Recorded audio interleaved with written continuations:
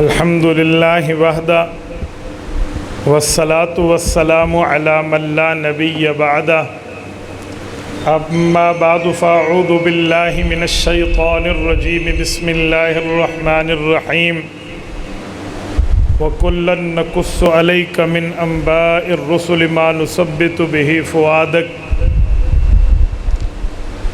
عن انس رضی اللہ تعالی عنہ قال قال رسول اللہ صلی اللہ علیہ وسلم ثلاث من اصل الایمان الکف عمن قال لا الہ الا اللہ لا تکفرہ بذنب ولا تخرجہ من الاسلام بعمل والجہاد ماض ما بعثنی اللہ الى ان يقاتل آخر هذه الامة الدجال لا يخذله جور جائر ولا عدل عادل والإيمان بالأقدار رواه الإمام الهمام أبو داود في سننه صدق الله العظيم وبلغنا رسوله النبي الأمي الكريم ونحن على ذلك لمن الشاهدين والشاكرين والحمد لله رب العالمين۔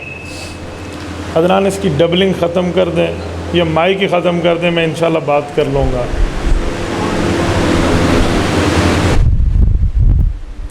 اصل میں یہ ساؤنڈ نہیں ہے، منی ساؤنڈ ہے، نئے دیوبندی ہے نہ بریلوی ہے، دسو اندر ہونا کی ہے، یا ساؤنڈ ہو یا اسپیکر ہو، یہ درمیان والا چکر خراب کرتے ہیں۔ بس آواز آہستہ ہی رکھیں، ڈبلنگ چھوڑیں، ایک آواز آئے، دو نہ آئے، دو آئے نا تو پھر مجمع اور مولوی اور اسپیکر آپس میں لڑتے رہتے ہیں، بندوں کو کچھ بھی نہیں سمجھ آتا۔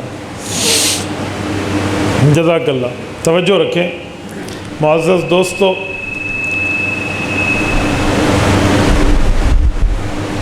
آج 27 جولائی 2021 بروز منگل ہے، اور آپ کے یہاں ڈھوک گلی خیل بن حافظ جی ضلع میاں والی میں بزم شیخ الہند چکڑالہ ضلع میاں والی کے زیر اہتمام علماء کرام کا تربیتی کنونشن کے عنوان سے آپ اور ہم جمع ہیں۔ معزز دوستو،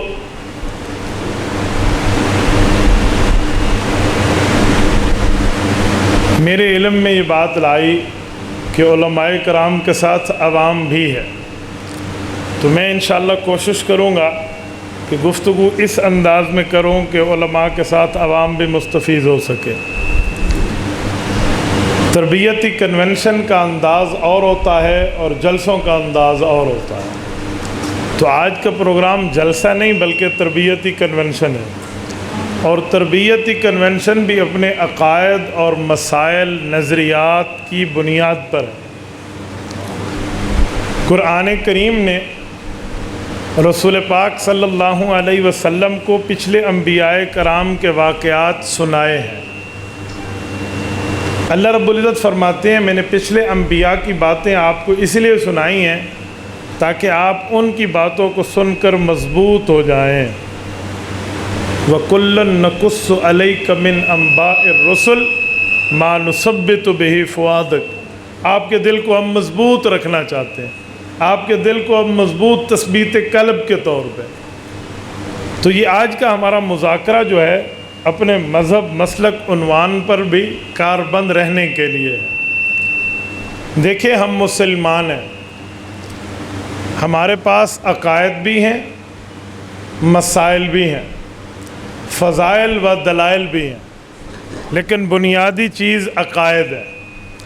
عقیدہ ہوگا تو عمل کا ثواب ہوگا، اگر عقیدہ نہیں ہے تو عمل کا ثواب کوئی نہیں ہے۔ اعمال کی قبولیت کا انحصار عقائد کی درستگی پر ہے۔ اگر عقائد درست نہیں ہیں، عمل کتنے سے کتنا ہی اچھا کیوں نہ ہو جائے، وہ اللہ کے ہاں قابل و قبول نہیں ہے۔ جیسے اب کوئی کہے نا جی فلاں ملک کے غیر مسلم سربراہ نے 2 مہینے کے روزے رکھے ہیں اور آپ اور ہم نے 9 ذو الحجہ کا 1 روزہ رکھا ہے، تو ہمارا ایک اس سے بڑھ کے ہے۔ اس کی وجہ اس کا عقیدہ ٹھیک نہیں ہے، ہمارے عقیدے کے ساتھ عمل بھی ٹھیک ہے۔ تو بنیاد عقیدہ ہے۔ پورے قرآن کریم میں دیکھیں تو اللہ اعمال کی بات بعد میں کرتے ہیں، ایمان و عقیدے کی بات پہلے کرتے ہیں۔ اِلَّا الَّذِينَ آمَنُوا وَعَمِلُوا الصَّالِحَاتِ، عقائد پہلے ہیں، ایمان کا دوسرا نام عقیدہ ہے، کیونکہ ایمان اس مضبوط یقین کا نام ہے جس میں کوئی شک و شبہ نہ ہو، اور عقیدہ بھی اسے کہتے ہیں۔ عقیدہ عقدہ سے نکلا ہے، عقدہ کہتے ہیں گرہ لگانا۔ یہ گرہ کا مطلب کیا ہے؟ اس گرہ کا مطلب ہے اپنے پاس چیز سنبھال لینا۔ اس گرہ کا یہ معنی نہیں ہے کہ ہم جو شاپر کے اوپر گانڈ مار لیتے ہیں، یہ مراد نہیں ہے۔ پرانے زمانے میں لوگ کہتے تھے نا کہ یہ میں نے مسئلہ تجھے بتایا، ایک اپنے کو گانڈ مار جا، اس کو اپنے پاس گرہ لگا کے رکھ دو، مراد ہے اپنے سیف لاک میں رکھ دو، اپنے پاس مضبوط کر لو۔ تو عقائد جو ہمارے دل میں اللہ، اللہ کے رسول اور اسلام کے لیے مضبوط ہے، وہ چیز ہے، تو اسے ایمان بھی کہتے ہیں، عقیدہ بھی کہتے ہیں۔ تو اللہ ایمان کی بات پہلے فرماتے ہیں، اِلَّا الَّذِينَ آمَنُوا، عقائد کی بات کہ کر کے پھر اعمال کی بات کرتے ہیں، وَعَمِلُوا الصَّالِحَاتِ۔ اور یہ بات یاد رکھیں، اگر ایمان کے ساتھ عمل صالح ہوگا تو بندے کو اجر ہے، اور اگر ایمان کے ساتھ عمل صالح نہ ہوا، بندے کی نجات تو ہونی ہے لیکن دخول اولی جنت کا نہیں، کیونکہ اعمال صالح بہت بڑی چیز ہے۔ حضرت امام شافعی رحمۃ اللہ تعالیٰ علیہ فرماتے ہیں کہ اگر اللہ رب العزت مکمل قرآن کریم نہ اتارتے اور صرف سورۃ العصر اتار دیتے تو سورۃ العصر میں وہ مضامین موجود ہیں کہ پورے قرآن کریم کی نیابت کے طور پہ اس میں مضمون کافی تھا۔ تو وہ کیا چیزیں ہیں؟ آپ علماء آپ بخوبی جانتے ہیں، سورۃ العصر میں بنیادی طور پہ 4 چیزیں۔ اللہ پاک نے ایمان عقیدے کی بات کی ہے، عمل صالح کی بات کی ہے، دعوت الی الدین کی بات کی ہے، اور مشکلات پر صبر کی بات کی ہے۔ والعصر، قسم زمانے کی، ان الانسان لفی خسر، اس کا ترجمہ ایک تو عوامی ہے، عوامی ترجمہ نہیں، میں علماء میں بیٹھ کے علماء کو عرض کرنے کے لیے ترجمہ کرتا ہوں۔ ان الانسان لفی خسر، بے شک وہی انسان کامیاب ہے، الا الذین آمنوا، جس کا عقیدہ ٹھیک ہو، وعملوا الصالحات، عمل سنت کے موافق ہو، کیونکہ عمل صالح وہ ہے جو سنت کے موافق ہو، ورنہ عمل صالح نہیں ہے۔ وعملوا الصالحات، عمل سنت کے مطابق ہو۔ وتواصوا بالحق، توجہ رکھنا، ٹھیک ایمان اور ٹھیک عمل کی دعوت دیتا ہو۔ وتواصوا بالصبر، ایمان اور عقائد پر دعوت دیتے ہوئے کوئی مشکل آئے تو مشکل کو خندہ پیشانی سے برداشت کرتا ہو۔ تو اب ہمیں سمجھ آتا ہے کہ اللہ رب العزت نے معاملات اس میں کیا کیا فرما دیے ہیں۔ اب پہلی چیز ایمان تھی، تو ہم عقائد اور ایمان میں بعض اوقات مسائل اور فضائل والا معاملہ کر لیتے ہیں، یہ بنیادی غلطی ہے۔ عقائد کا معاملہ اور ہے، مسائل کا معاملہ اور ہے۔ مسائل میں گنجائش دی جا سکتی ہے، مسائل میں کچھ لو اور کچھ دو پہ بعض جگہ بات ہو سکتی ہے، لیکن عقیدے کے معاملے میں کوئی کمپرومائز نہیں ہو سکتا۔ شریعت اسلامیہ میں کوئی ایک عقیدہ ایسا نہیں ہے جس پر رسول اللہ نے غیر سے کمپرومائز فرمایا ہو۔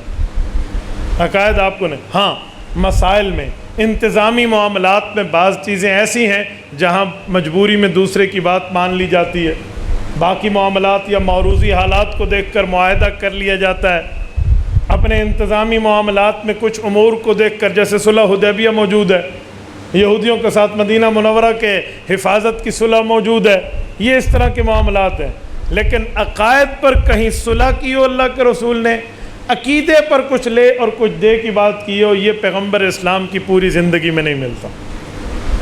رسول اللہ نرم ضرور ہیں، حضور پر جمال کا غلبہ ضرور ہے، رسول اللہ صلی اللہ علیہ وسلم شفیق اور شفقت ضرور فرماتے ہیں، لیکن عقائد میں نہیں۔ عقیدے میں کھلا اعلان ہے اللہ کے رسول کا، لا اعبد ما تعبدون، کھلا اعلان، یہ عقائد ہے۔ سورۃ الکافرون میں قل یا ایھا الکافرون سے خطاب ہے۔ تبلیغ کرتے وقت کسی کو کافر کہو گے وہ بات سنے گا؟ ترغیب دیتے وقت کسی کو بے ایمان کہو گے وہ بات سنے گا؟ تو یہ ترغیب اور تبلیغ کے لیے آیت نہیں تھی، بلکہ یہ آیت اپنے عقیدے کا اعلان حق تھا اور اپنے عقائد پر مضبوطی تھی. قل یا ایھا الکافرون لا اعبد ما تعبدون، کھلا کھلا اعلان ہے. تو یہ عقیدے پر کوئی کمپرومائز نہیں. تو جتنے عقائد ہیں، مسائل ہیں، اس پر معاملات اسی طرح ہی ہم چلائیں گے. ہم رسول اللہ صلی اللہ علیہ وسلم کی نرمی عام معاملات میں دیکھ کر عقیدے پر فٹ کر لیتے ہیں. نہ، آپ کبھی نہیں دیکھیں گے رسول پاک علیہ السلام نے عقیدے پر نرمی کی ہو. سیرت ابن ہشام میں ایک واقعہ طبقات ابن سعد میں بھی ہے. یہ طبقات ابن سعد تاریخ کی وہ کتاب ہے جو صحیح بخاری سے پہلے لکھی گئی ہے. یہ ذہن میں رکھیں. یہ میں وہ تاریخ پیش نہیں کر رہا جو بات کی ہے.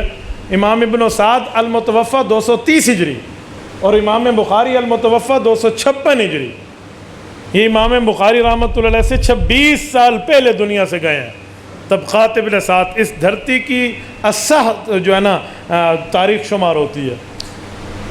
اس میں ایک واقعہ لکھا ہے کہ رسول پاک علیہ السلام نے جب توحید پر ڈٹ جانا پیش فرمایا نا، تو ابو طالب رسول اللہ کے شفیق چچا ہیں، ہم احترام کرتے ہیں، ان کے پاس مکہ کے لوگ آئے تھے. کہا یا تو لڑائی پڑ جائے گی اور یا ہمارا معاہدہ کرا لے. کیا معاہدہ؟ کہا اپنے بھتیجے سے کوئی صلح کرا لے. تو حضرت ابو طالب نے حضور پاک کو صلح جو تو سمجھا تھا، تو ان نے یہ سمجھ لیا کہ عقائد پر بھی صلح کر لیں گے.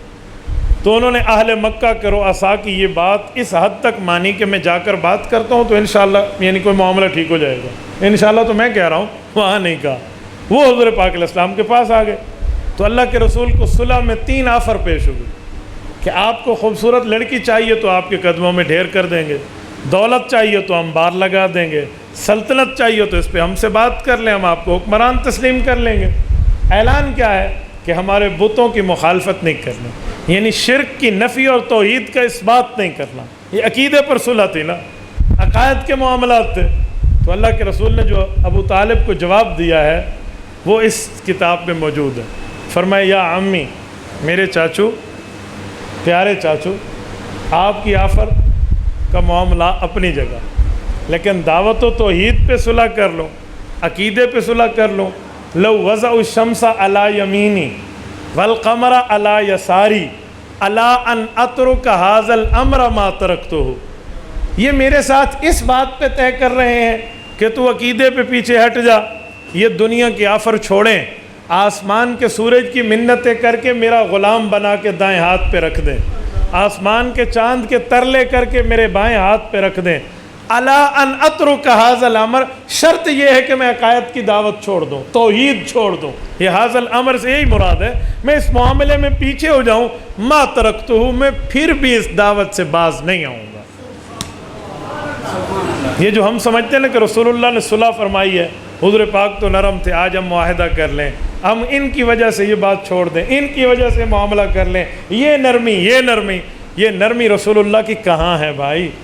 رسول پاک علیہ السلام نے عقائد پر صلح نہیں فرمائی، کسی قسم کی کوئی صلح نہیں ہے.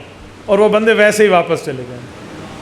حتیٰ کہ اللہ کے رسول صلی اللہ علیہ وسلم کو عقائد کے پھیلاؤ کے دفاع میں تلوار اٹھا کر جہاد کرنا پڑا تو 27 مرتبہ غزوات کا سفر قبول فرمایا ہے.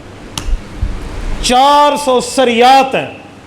رسول پاک علیہ السلام کی زندگی میں 427 مہم جوئیاں ہوئی ہیں. سریہ اور غزوہ، سریہ جس میں حضور پاک کے حکم پر صحابہ گئے ہیں، غزوہ جس میں بنفس نفیس رسالت مآب علیہ السلام تشریف لے گئے ہیں. تو یہ 427 غزوات ہیں، 427 مہم جوئیاں ہیں. ان میں 27 حضور پاک کے سفر ہیں، کچھ مسلح ہیں، کچھ غیر مسلح ہیں، کچھ میں جنگ ہوئی ہے، کچھ میں نہیں ہوئی. اور باقیوں میں نبرد آزمائی آئی ہے، حضور پاک نے تلوار اٹھائی ہے، جنگ اور جہاد برداشت کیا ہے، عقائد پر صلح برداشت نہیں کی. یہ عقائد کی مضبوطی ہے. غزوہ بدر ہے نا، یہ اسلام کی ترتیب کے اعتبار سے تیسرا غزوہ ہے. اس کو پہلا کیوں کہتے ہیں؟ کہ یہ پہلا مسلح مارکہ ہے. اس سے پہلے 2 جنگیں ہیں، غزوہ بوات اور غزوہ عشیرہ. یہ 2 جنگیں حضور پاک کی غزوہ بدر سے پہلے کی ہیں، لیکن وہاں جنگ نہیں ہوئی، اس لیے اسے مسلح جنگ شمار نہیں کی جاتا.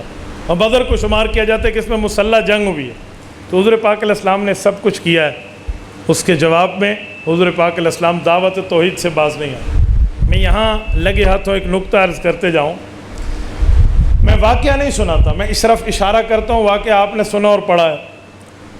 احد کے میدان میں جس وقت جبل رمات پہ ٹھہرے ہوئے ان صحابہ کرام سے اجتہادی خطا ہوئی اور وہ 50 تیر انداز میدان جنگ میں آ گئے، تو جاتے ہوئے کفار کا لشکر نے پلٹا کھا کر آیا اور جنگ کا پھانسا ہی بدل دیا۔ جب حضرت حمزہ شہید ہو چکے تھے، باقی صحابہ حضرت مصعب بن عمیر جیسے شخصیت شہید ہو چکے ہیں، 70 شہداء کی لاشیں بکھری ہوئی ہیں میدان احد میں۔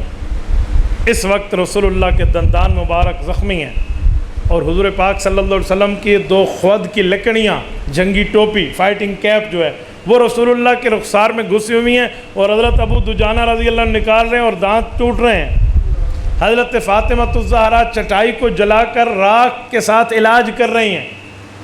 یہ موقع ہے۔ جاتے ہوئے ابو سفیان جو کفار کی طرف سے سربراہ تھے، ابھی ایمان نہیں لائے تھے، تو اس نے جب مسلمانوں کے شہداء کا مسئلہ دیکھا نا کہ ناک کان ہاتھ کٹے ہوئے ہیں، کلیجہ چبایا ہوا ہے، تو یہ کفار بھی مسئلے کو غلط سمجھتے تھے، لیکن چند نوجوانوں نے کر دیا جذبات میں آ کر، تو اس نے جاتے ہوئے ایک صفائی دی، ایک پہاڑ کی اوٹ میں ٹھہر کے کہ اے مسلمانوں، اگر میری بات سن رہے ہو تو تمہیں لاشیں مسلح زدہ ملے گی، وہ ہم نے میرے حکم پہ کسی نے نہیں کی۔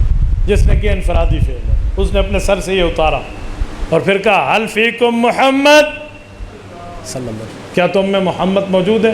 رسول اقدس کا جواب نہیں ہے۔ حل فیکم ابو بکر، حل فیکم عمر، جواب نہیں ہے۔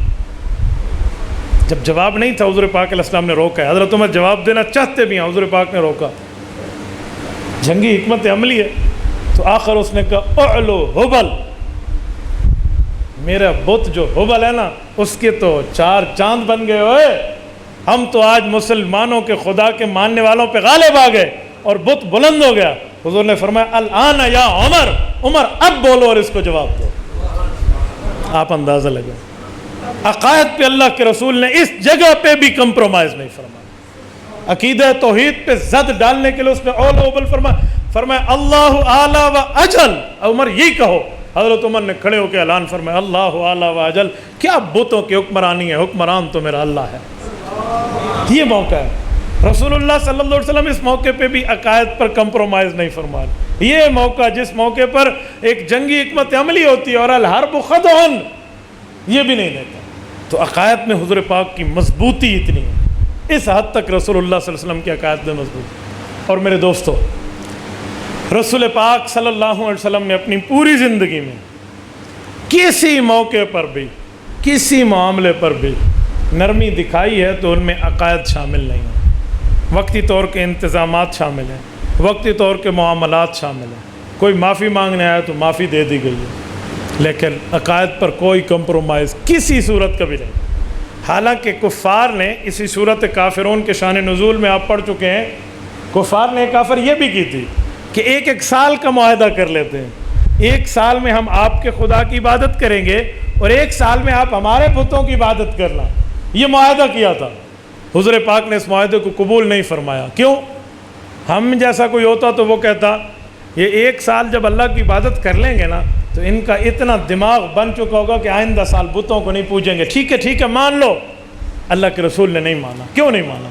کیا رسول پاک کے ذہن مبارک اور ذہن اقدس میں سوچ اور فکر اور فراست میں یہ بات موجود نہیں تھی کہ 1 سال ان پہ محنت ہو جائے گی، یہ بندے ایمان پر مضبوط ہو جائیں گے؟ نہیں، اس کی ایک وجہ ہے۔ یہ سوچ سب کے ذہن میں تھی، لیکن وجہ یہ جس شرط پر معاہدہ ہو رہا تھا وہ شرط شرکیہ تھی۔ وہ کیا ہے کہ اگر 1 سال ہم نے مان لیا تو اگلا سال تم بھی بت مانو گے۔ یہ بتوں کے ماننے میں توحید کے عقیدے پہ زد پڑ رہی تھی، تو اللہ کے رسول نے اس شرط کو مانا ہی نہیں۔ میرے دوستو، اسی طرح رسول پاک صلی اللہ علیہ وسلم کے ساتھ معاملات میں صحابہ کرام یوں سیکھ کر چلیں تو آج ہمیں اس بات سے ایک سبق ملتا ہے کہ ہم عقائد پر کوئی کمپرومائز نہ کریں۔ وہ عقیدہ توحید سے لے کر عقیدہ حیات النبی تک اہل اسلام کا کوئی نظریہ اور عقیدہ ہو، کوئی کسی قسم کا عقیدہ اور نظریہ ہو، اس پر کوئی لے دے اور کوئی کمپرومائز نہیں۔ ہم کسی کے کہنے پر عقیدہ چھوڑ دیں؟ جی نہیں، یوں نہیں۔ عقیدہ ہمارا عقیدہ رہے گا، اس کے ساتھ کچھ معاملات طے ہیں تو چل جائیں گے، نو پرابلم۔ ہمارے بزرگ وقتی اور انتظامی صورت میں اہل باطل سے کسی گروہ کے ساتھ اتحاد کر لیں تو اس کا مطلب یہ نہیں ہم نے عقیدے پر کمپرومائز کر لیا، اس کا مطلب ہے ہماری ایک کوئی سیاسی مجبوری تھی یا کوئی سیاسی اتحاد تھا، ہم اپنے بزرگوں کے خلاف بک بک بھی نہیں کریں گے لیکن عقائد اپنا وہی رکھیں گے جو ہمارے ہیں۔ بعض لوگ اس میں یا تو شدت میں آ جاتے ہیں کہ جی ہم نے اس کے ساتھ ہی نہیں چلنا چاہے کوئی بھی اکابر فیصلہ کر دے، یا اتنے نرم ہو جاتے ہیں کہ ہم اسی کو ہی اپنا لیتے ہیں، جی نہیں، عقائد میں ہم نے ویسے رہے۔ میں ایک مسئلہ مزید عرض کرتا ہوں آپ کی خدمت میں۔ رسول پاک صلی اللہ علیہ وسلم پر قرآن کریم اترتا ہے تو قرآن کریم رسول اللہ صلی اللہ علیہ وسلم کو ایک بات میں مخاطب کرتے ہوئے فرماتا ہے لَإِنْ أَشْرَكْتَ لَيَحْبَطَنَّ عَمَلُكَ وَلَتَكُونَنَّ مِنَ الْخَاسِرِينَ۔ اللہ کی قسم یہ سینے میں رکھا ہوا دل ہل جاتا ہے اس کا ترجمہ کرتے ہوئے۔ میں جب بھی آیت پڑھتا ہوں تو مجھے اسپیسیفکس الفاظ ڈھونڈنے چاہیے کہ کس لفظوں سے بندہ اس کا ترجمہ کرے، لَنَكُونَنَّ مِنَ الْخَاسِرِينَ، کیا ترجمہ کرے؟ فرمایا عقائد میں شرک اگر آپ میں بھی آ گیا، جن کے لیے کائنات بنی ہے، امام الانبیاء، لَيَحْبَطَنَّ عَمَلُكَ، ہم آپ کے اعمال کو ختم کر دیں گے، وَلَتَكُونَنَّ مِنَ الْخَاسِرِينَ، اے میرے پیارے پیغمبر آپ بھی نقصان اٹھانے والوں میں سے ہو جائیں گے۔ تو مجھے بتائیں یہ عقائد پر کمپرومائز ہمیں قرآن نہیں سکھاتا، تو عقائد ٹھیک ہی رکھیں۔ اسی طرح ایک عقیدہ توحید کے بعد آئی عقیدہ رسالت پر۔ کیا عقیدہ رسالت پر بھی کوئی کمپرومائز ہو سکتا ہے؟ تو رسالت مآب صلی اللہ علیہ وسلم کی زندگی میں ہم آتے ہیں۔ یہ مسلمہ کذاب نبوت کا دعویٰ بعد میں کرتا ہے، رسالت میں شیئرنگ کا دعویٰ پہلے کرتا ہے، اور حضور پاک کے پاس آیا ہے، آپ سیاستہ پڑھ چکے ہیں، اور آ کر کہتا ہے کہ میں کلمہ بھی پڑھ لوں، میں ایمان بھی لے آؤں، تسلیم بھی کر لوں، تو آپ میرے ساتھ ایک معاہدہ فرما لیں کہ آپ کے بعد یہ نبوت مجھے ملے گی، آپ یہ میرے ساتھ احسان فرما دیں۔ میں نے کہا نا کہ ہمارے ذہن کا کوئی ہوتا تو کہتا یار حضور کی زندگی میں تو کلمہ پڑھ رہا ہے، اتنا عرصہ حضور کی صحبت میں رہے گا، ایک دن بدل جائے گا، چلو آنے دو۔ لیکن جو شرط تھی نا وہ عقیدے پر کمپرومائزنگ کی تھی۔ اللہ کے رسول صلی اللہ علیہ وسلم کے ہاتھ میں فیہ نکت، حدیث میں آتا ہے کہ چھوٹی سی چھڑی مبارک تھی، اس چھڑی سے اللہ کے رسول ینکت فی الارض، زمین میں یوں یوں ہلا رہے تھے، تو اللہ کے رسول نے اس کی طرف اشارہ کر کے فرمایا اگر تو مجھ سے یہ چھڑی بھی مانگے تو بھی نہ دو اس شرط پر۔ دیکھو عقیدہ رسالت میں کوئی شیئرنگ نہیں کی، کیوں؟ اللہ کا اعلان، اللہ کا آرڈر اور لوہے کا گڈر، یہ عقیدہ ہے، اس میں کوئی تبدیلی نہیں ہے۔ تو رسول پاک علیہ الصلوۃ والسلام یوں چل رہے ہیں۔ کہیں کسی موقع پر عقیدہ رسالت میں کوئی معاملہ خراب کرنے کے لیے کوئی آیا تو اس کا کلا کما کرایا گیا۔ یہ عبداللہ بن رافع، جسے عبداللہ بن ابی حقیق بھی کہتے ہیں، خیبر والا، یہ بندہ معاملات میں آگے چلا ہے تو رسول پاک علیہ الصلوۃ والسلام کی طرف سے لشکر کشی ہوئی ہے، کوئی نہیں چھوڑا گیا، کیوں؟ عقائد پر کوئی کمپرومائز نہیں۔ اور اسی طرح میرے دوستو رسول پاک صلی اللہ علیہ وسلم کی زندگی میں ہمیں ملتا ہے، حضور پاک علیہ الصلوۃ والسلام نے جہاں بھی سختی دکھائی ہے وہ عقیدہ ہے، عقائد پر کوئی نرمی نہیں دکھا۔ ختم نبوت پر آ جائیے، عقیدہ ختم نبوت، رسول اللہ کی پوری زندگی میں 427 مہم جوئیاں ہوئی ہیں، اور کل اموات کی تعداد جو مسلمان شہید ہوئے یا جو کافر مرے کل ملا کر 739 کے اندر ہیں افراد۔ آپ جنگی مہم جوئیوں کو اٹھا کر جمع تقسیم کر لیں، 750 بھی نہیں بنتا، 750 بھی زائد لفظ ہے، اس سے بھی کم ہے، 427 مہم جوئیوں میں۔ یمامہ کی جنگ میں صرف ایک جنگ یمامہ میں سیدنا ابوبکر صدیق نے عقیدہ ختم نبوت کے تحفظ کے لیے 1200 صحابہ کی قربانی دی۔ رسول اللہ کی 63 سالہ زندگی میں آخری 10 سالہ جہاد کے ادوار میں کوئی ایک وقت بھی ایسا نہیں ہے جو 750 سے آگے بڑھا ہو، بشمول مسلمان بشمول کفار دونوں ملا۔ لیکن عقیدہ ختم نبوت پر صدیق اکبر نے ایک ہی وار میں 1200 صحابہ کرام گئے ہیں، جن میں 750 تو قرآن کے قاری تھے، یہ ہم پڑھتے سناتے نہیں رہتے کہ قرا شہید ہو گئے تو قرآن کریم جمع کیسے ہوگا، یہ فکر ہوئی، پھر صحابہ کرام بیٹھے اور قرآن کریم کو جمع کیا گیا. تو یہ جنگ یمامہ تھی. صدیق اکبر رضی اللہ تعالیٰ عنہ نے ایسی سختی اس پر دکھائی اور اس پر مسئلے کو حل فرمایا. تو میرے دوستو، رسول اقدس صلی اللہ علیہ وآلہ وسلم نے کس طرح عقائد کو چلایا اور صحابہ کرام نے کس طرح آگے معاملات کیے. کوئی کمپرومائز نہیں فرمایا، کوئی نرمی نہیں فرمایا. آپ رسول اللہ کے کسی صحابی تک آ جائیے، کسی معاملے میں آ جائیے، عقائد اور نظریات پر کوئی کمپرومائز نہیں ملے گا.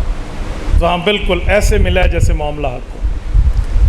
ائمہ اربعہ میں آئیے نا صحابہ کرام کے بعد، میں صرف جھلکیاں دے رہا ہوں. حضرت امام اعظم ابو حنیفہ رحمۃ اللہ علیہ بھی قربانیوں میں ٹکرائے ہیں بادشاہ وقت کے ساتھ، اور امام احمد بن حنبل کے بھی رحمہ اللہ واقعات ملتے ہیں. امام احمد بن حنبل کو کوئی سیاسی اختلاف نہیں تھا بادشاہ وقت سے، عقیدے کا تھا. حادث اور قدیم ہمارے یہاں عقائد چلتے ہیں نا کہ اللہ کی ذات اور اس کے صفات حادث ہیں یا قدیم ہیں. حادث تو مخلوق کی صفت ہے نا، جو پہلے نہ ہو اور پھر بن جائے. اللہ کے لیے تو نہ ازل ازل ہے، نہ ابد ابد ہے. اللہ ہمیشہ سے اور ہمیشہ رہے گا. اور کلام کی صفت کلام متکلم کی صفت ہے، اور وہ صفت موصوف کے ساتھ قائم ہے. آپ اور ہم عقائد میں پڑھیں، عقیدہ طحاویہ یا شرح عقائد پہ ہم نظر گھمائیں تو میرے خیال میں مجھے سمجھانے کی ضرورت نہیں رہے گی. تو امام احمد ابن حنبل رحمہ اللہ 120 کوڑے برداشت کرتے ہیں. ابن خلدون اٹھائیں، کہا کہ ایک کوڑا اگر ہاتھی کے جسم پر لگتا تو چنگاڑ کے بھاگ جاتا. سیرت احمد بن حنبل الشیبانی میں دیکھیے نا، محقق محمد آصف نے اس پر ایک تفصیل دی ہے انڈیا سے.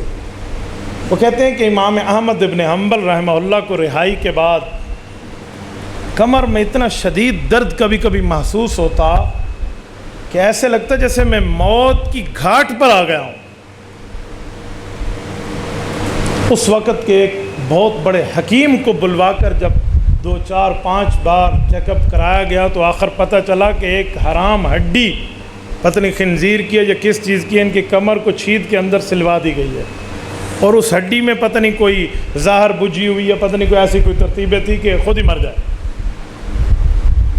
جب اس زمانے کا آپریشن اور اس زمانے کے حساب کتاب سے جب حکمانے نکالی ہے تو عبداللہ بن احمد امام صاحب کے جو بیٹے امام احمد کے، وہ فرماتے ہیں، والد صاحب فرماتے تھے کہ ایسے جیسے مجھے پھانسی گھاٹ سے اتار لیا گیا ہو، مجھے ایسے صحت مل گئی ہے. یہ معاملہ بادشاہ وقت سے کیا تھا؟ سیاسی تھا، کوئی مسئلے کا مسئلہ تھا، کوئی چھوٹا موٹا کوئی فروعی چکر تھا؟ جی نہیں، یہ عقیدے کا مسئلہ تھا. اور عقیدے کے مسئلے پہ امام احمد بن حنبل کی استقامت دیکھیں. 4000 علماء کے ساتھ اکٹھا فتویٰ دیا تھا کہ یہ قرآن غیر و مخلوق، قرآن کوئی مخلوق نہیں ہے، قرآن حادث نہیں ہے، قرآن قدیم ہے، قرآن اللہ کا کلام ہے، متکلم کی صفت ہے، اللہ کی طرح قدیم ہے. ہتھ کڑیاں آئیں تو 4 علماء رہ گئے تھے. آپ مجھے بتائیں 4000 پہ 4 بندے رہنا، 3996 آدمی گیا. اور جب ہتھ کڑیاں لگی تو 2 بندے رہ گئے جنہیں ہتھ کڑیاں لگی ہیں، ایک احمد ابن حنبل اور ایک شیخ اسحاق ابن راہویہ رحمہم اللہ. جس وقت بغداد لے کر بادشاہ کے دربار میں لایا جا رہا تھا، آپ پڑھیے امام اسحاق ابن راہویہ کا انتقال راستے میں ہوا ہے. اسی راستے میں اس دھرتی اور کرۂ ارض پر اکیلا امام اعظم امام احمد ابن حنبل موجود ہے جو اس اہل حق کے نظریے کا قائل ہے. لیکن حق کی طاقت، الحق یعلو ولا یعلا، حق مغلوب نہیں ہوتا. آج دنیا اس بادشاہ کا نام نہیں جانتی، احمد ابن حنبل ہے. میرے دوستو اندازہ لگا لیں کہ عقائد پر ہمارے بزرگوں میں کسی قسم کا کوئی کمپرومائز نہیں ملتا. عقائد پر ڈٹ گئے تو ڈٹ گئے. جی ایسا نہیں ہے جو ہمارے حضرات نے، یہ ہمیں اکابر سے ملا. اور موجودہ دور میں آئیے تو اکابرین علماء دیوبند، جن کے لیے آپ کو اور ہمارا نظریہ ہے کہ یہ صحابہ کے روحانی اولاد بھی ہیں اور صحابہ کی جسمانی اولاد بھی ہیں. حضرت نانوتوی رحمۃ اللہ علیہ اور حضرت مولانا الیاس دہلوی رحمۃ اللہ علیہ بانی تبلیغ جماعت، ان کی سوانح حیات اٹھائیں تو حضرت ابوبکر صدیق کی اولاد ہے۔ مجدد الف ثانی شیخ احمد سرہندی اور حکیم الامت مولانا اشرف علی تھانوی رحمہم اللہ کی سوانح اٹھائیں تو حضرت عمر فاروق کی اولاد ہے۔ اور حضرت علامہ شبیر احمد عثمانی، مولانا ظفر احمد عثمانی، مولانا حبیب الرحمن عثمانی فتاوی دارالعلوم دیوبند والے، یہ حضرت عثمان غنی رضی اللہ عنہ کی اولاد ہے۔ اور حضرت مولانا سید مرتضیٰ حسن چاندپوری، جن کے لیے ابن شیر خدا کا لفظ ہے، رسائل چاندپوری دیکھ لیں 2 جلدوں میں۔ حضرت مولانا مرتضیٰ حسن چاندپوری حضرت تھانوی کے خلیفہ مجاز ہے۔ اور حضرت مولانا سید اصغر حسین دیوبندی ترمذی کے شارح، حضرت مولانا سید انور شاہ کاشمیری رحمہ اللہ، اور شیخ العرب والعجم حضرت مولانا سید حسین احمد مدنی رحمہ اللہ حضرت علی المرتضیٰ کی اولاد ہے۔ تو علماء دیوبند روحانی اولاد کے ساتھ جسمانی اولاد بھی ہیں صحابہ کی۔ اگر حضرات علماء دیوبند کو لیجئے نا کہ عقائد میں کسی نے نرمی کی ہے یا عقائد میں کوئی کمپرومائز کیا ہے تو آپ شخصیت پیش کر دیں۔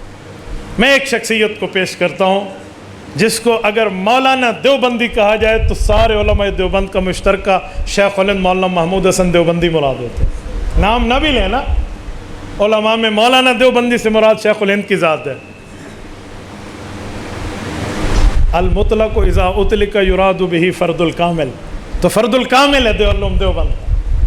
حضرت شیخ الہند مولانا محمود حسن دیوبندی رحمہ اللہ کی زندگی میں غیر مقلدیت نے احناف پر اعتراضات کیے، عقائد کے بھی اور مسائل کے بھی،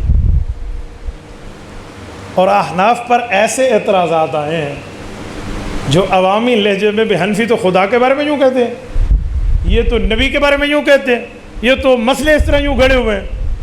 حضرت مولانا قاسم نانوتوی رحمۃ اللہ علیہ کی زندگی کے آخری دن چل رہے ہیں، تو حضرت شیخ الہند کو حضرت نانوتوی حکم فرماتے ہیں کہ بیٹا اس کا جواب آپ نے لکھنا ہے۔ اب شیخ الہند کے نظر تو ایک خارجی فتنوں پر موجود ہے نا، انگریز سے ٹکرائے نہیں ہے، جزیرہ انڈمان کی قید کاٹی نہیں ہے، ریشمی رومال کی قیادت کی نہیں ہے، یہ سب کچھ شیخ الہند کی نظر میں ہے نا۔ لیکن شیخ الہند حضرت نانوتوی رحمۃ اللہ علیہ کہنے پر ادلہ کاملہ لکھ کر مکمل کے مکمل احناف کے عقائد کے دفاع میں بات فرماتے ہیں۔ تو شیخ الہند نے کیوں لکھی؟ اور حضرت شیخ الہند کے اس جواب کو 1 سال تک خیبر کی چوٹیوں سے راس کماری کے ساحلوں تک یہ لوگ لے کر چلتے رہے، کوئی جواب لکھے، کوئی جواب لکھے، کوئی جواب نہ لکھے۔ اور جس نے اعتراض کیا تھا وہ خود نہیں لکھ سکتا، تو آخر ایک اس بندے کو پکڑا جو نام کا سنی تھا، اس نے شیخ الہند کو گالیوں پر مشتمل کتاب لکھی، مفتاح الادلہ۔ یہ کتاب لکھی ہوئی آ گئی ہے نا، کہتے ہیں نا من عاد لی ولی فقد آذنتہ بالحرب، ولی اللہ سے جنگ اللہ سے جنگ ہے، ولی اللہ سے دشمنی اللہ سے جنگ ہے۔ یہ بندہ شیخ الہند کے مقابل میں آنے والا مرزائیوں کے میں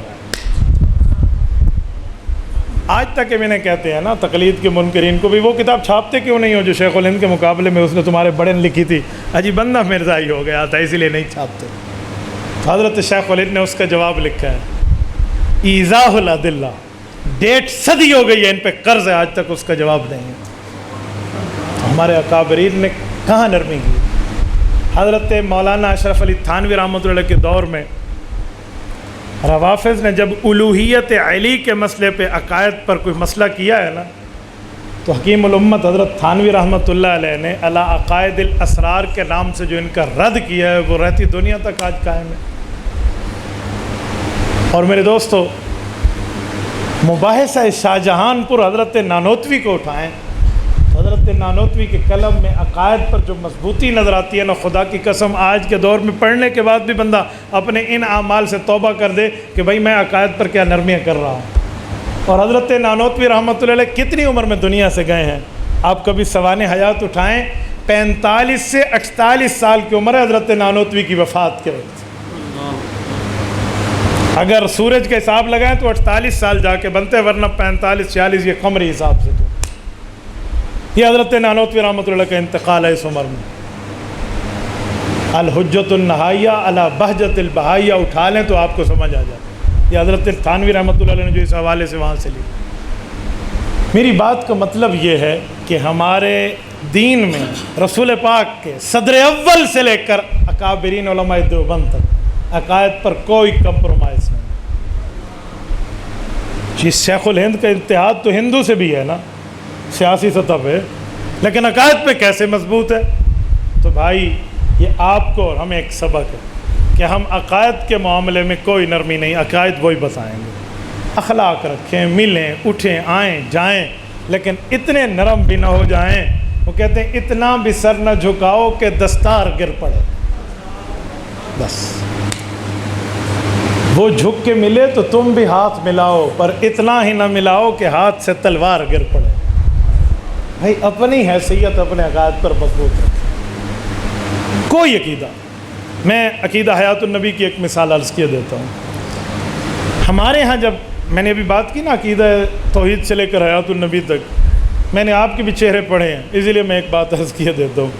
عقیدہ حیات النبی پر ہمارے بعض لوگ سمجھتے ہیں کہ اس سے اختلاف پیدا ہو جائے.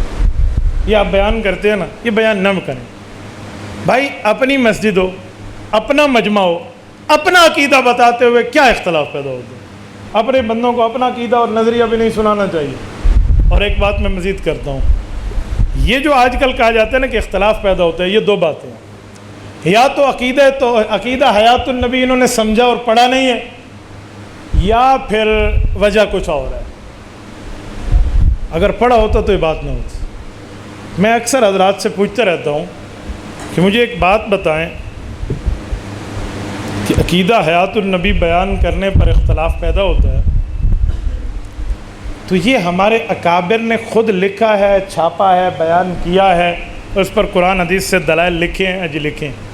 تو پھر جب عقیدہ ہے تو عقیدے کو عقیدے کی حیثیت سے بیان کریں.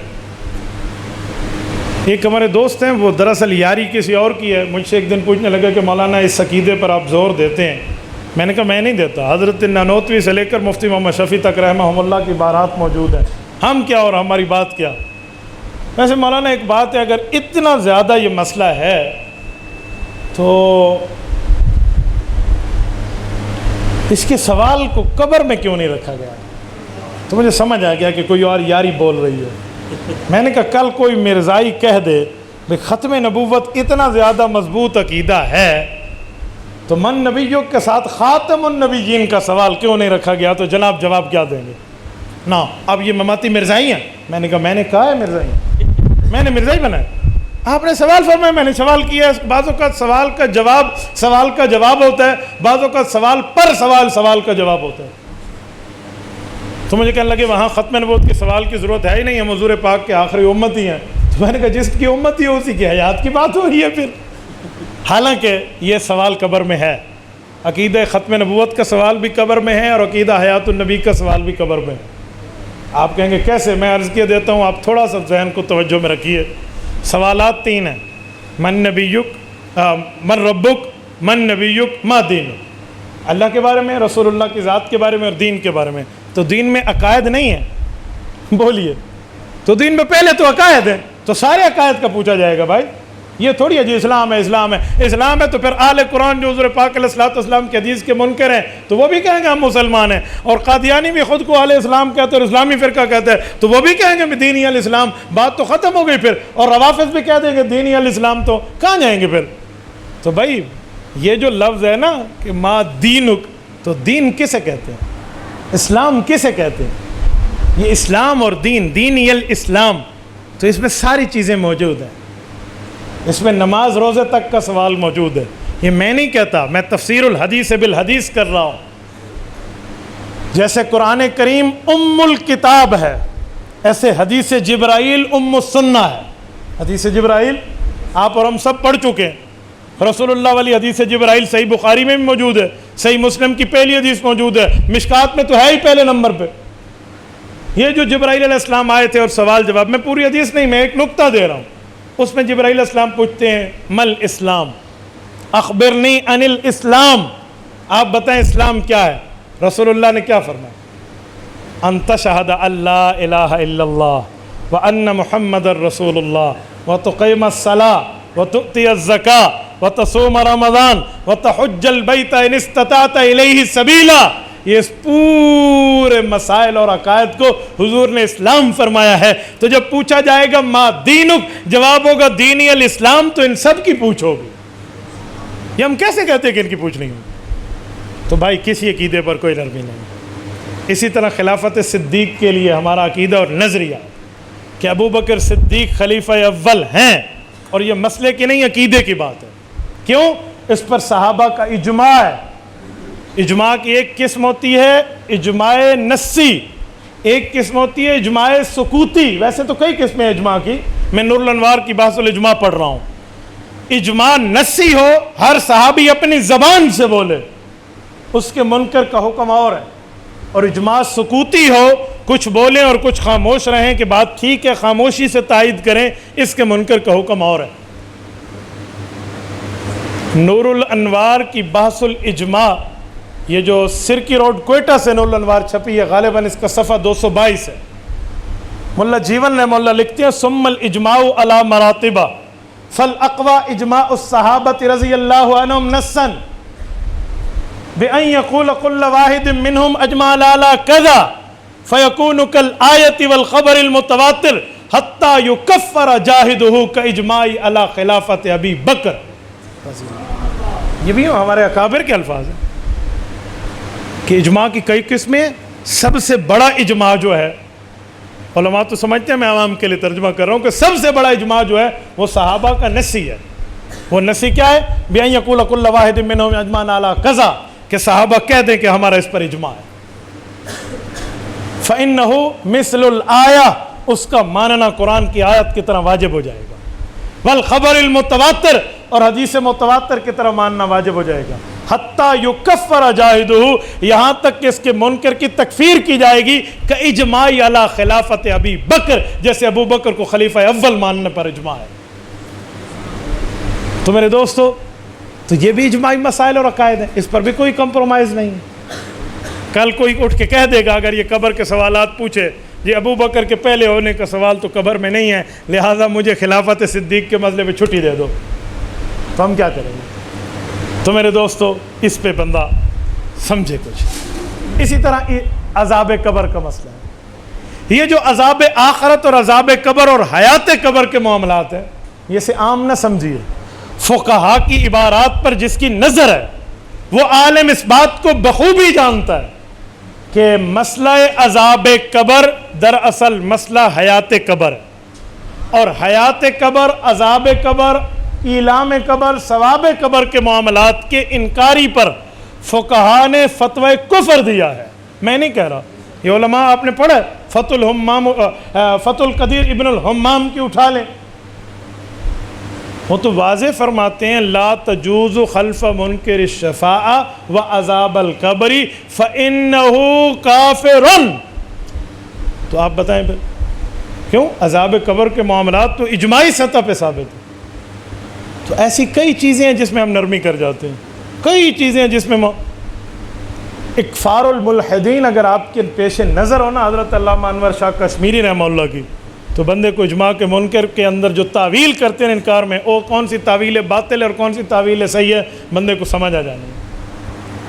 اور یہ بات یاد رکھیں، عقائد پر نرمی، میں آپ کو اس کی ایک مثال دیتا ہوں.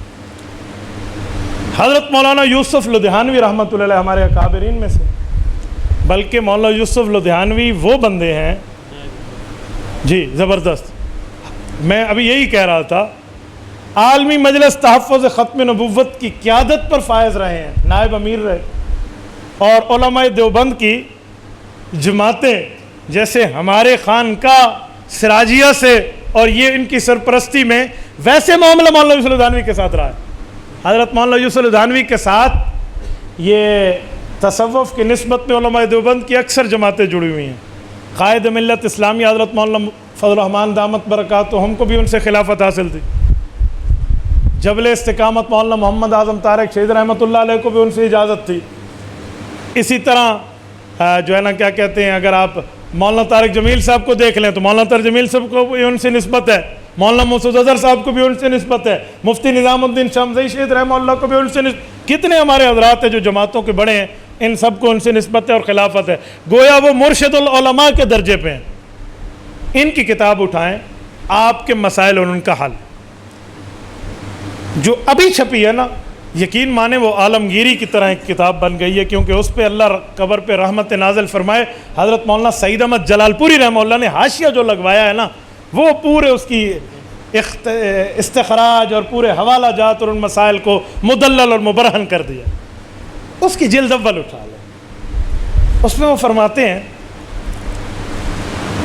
کہ رضا خانیت میں جو ہمارے اکابرین کی تکفیر کرتے ہیں، ان کے ساتھ معاملات کیسے ہونے چاہیے؟ کیا رضا خانیوں سے ہمارے اختلاف فروعی ہیں یا اصولی ہیں؟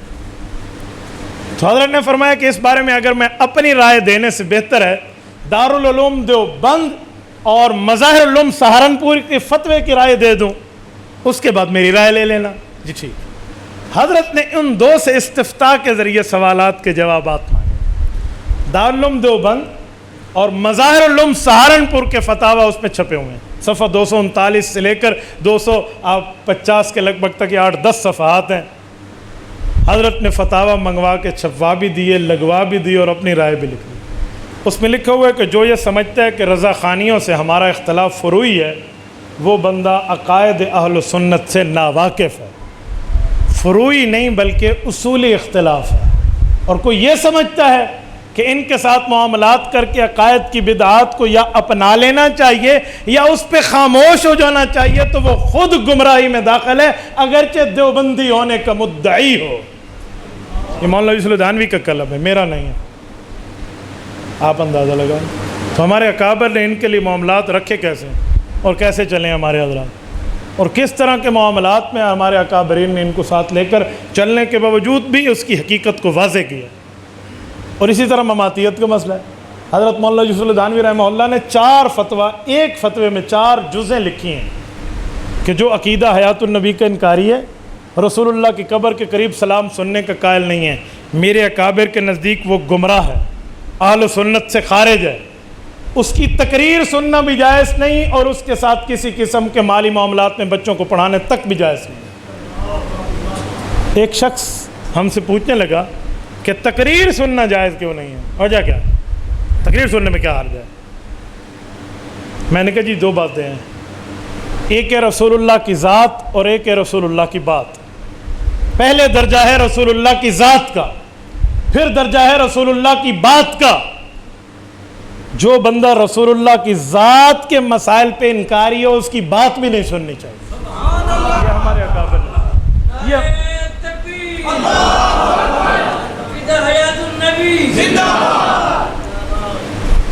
یہ ہمارے اکابرین کی تحریرات ہے اور یہ ترتیب ہے۔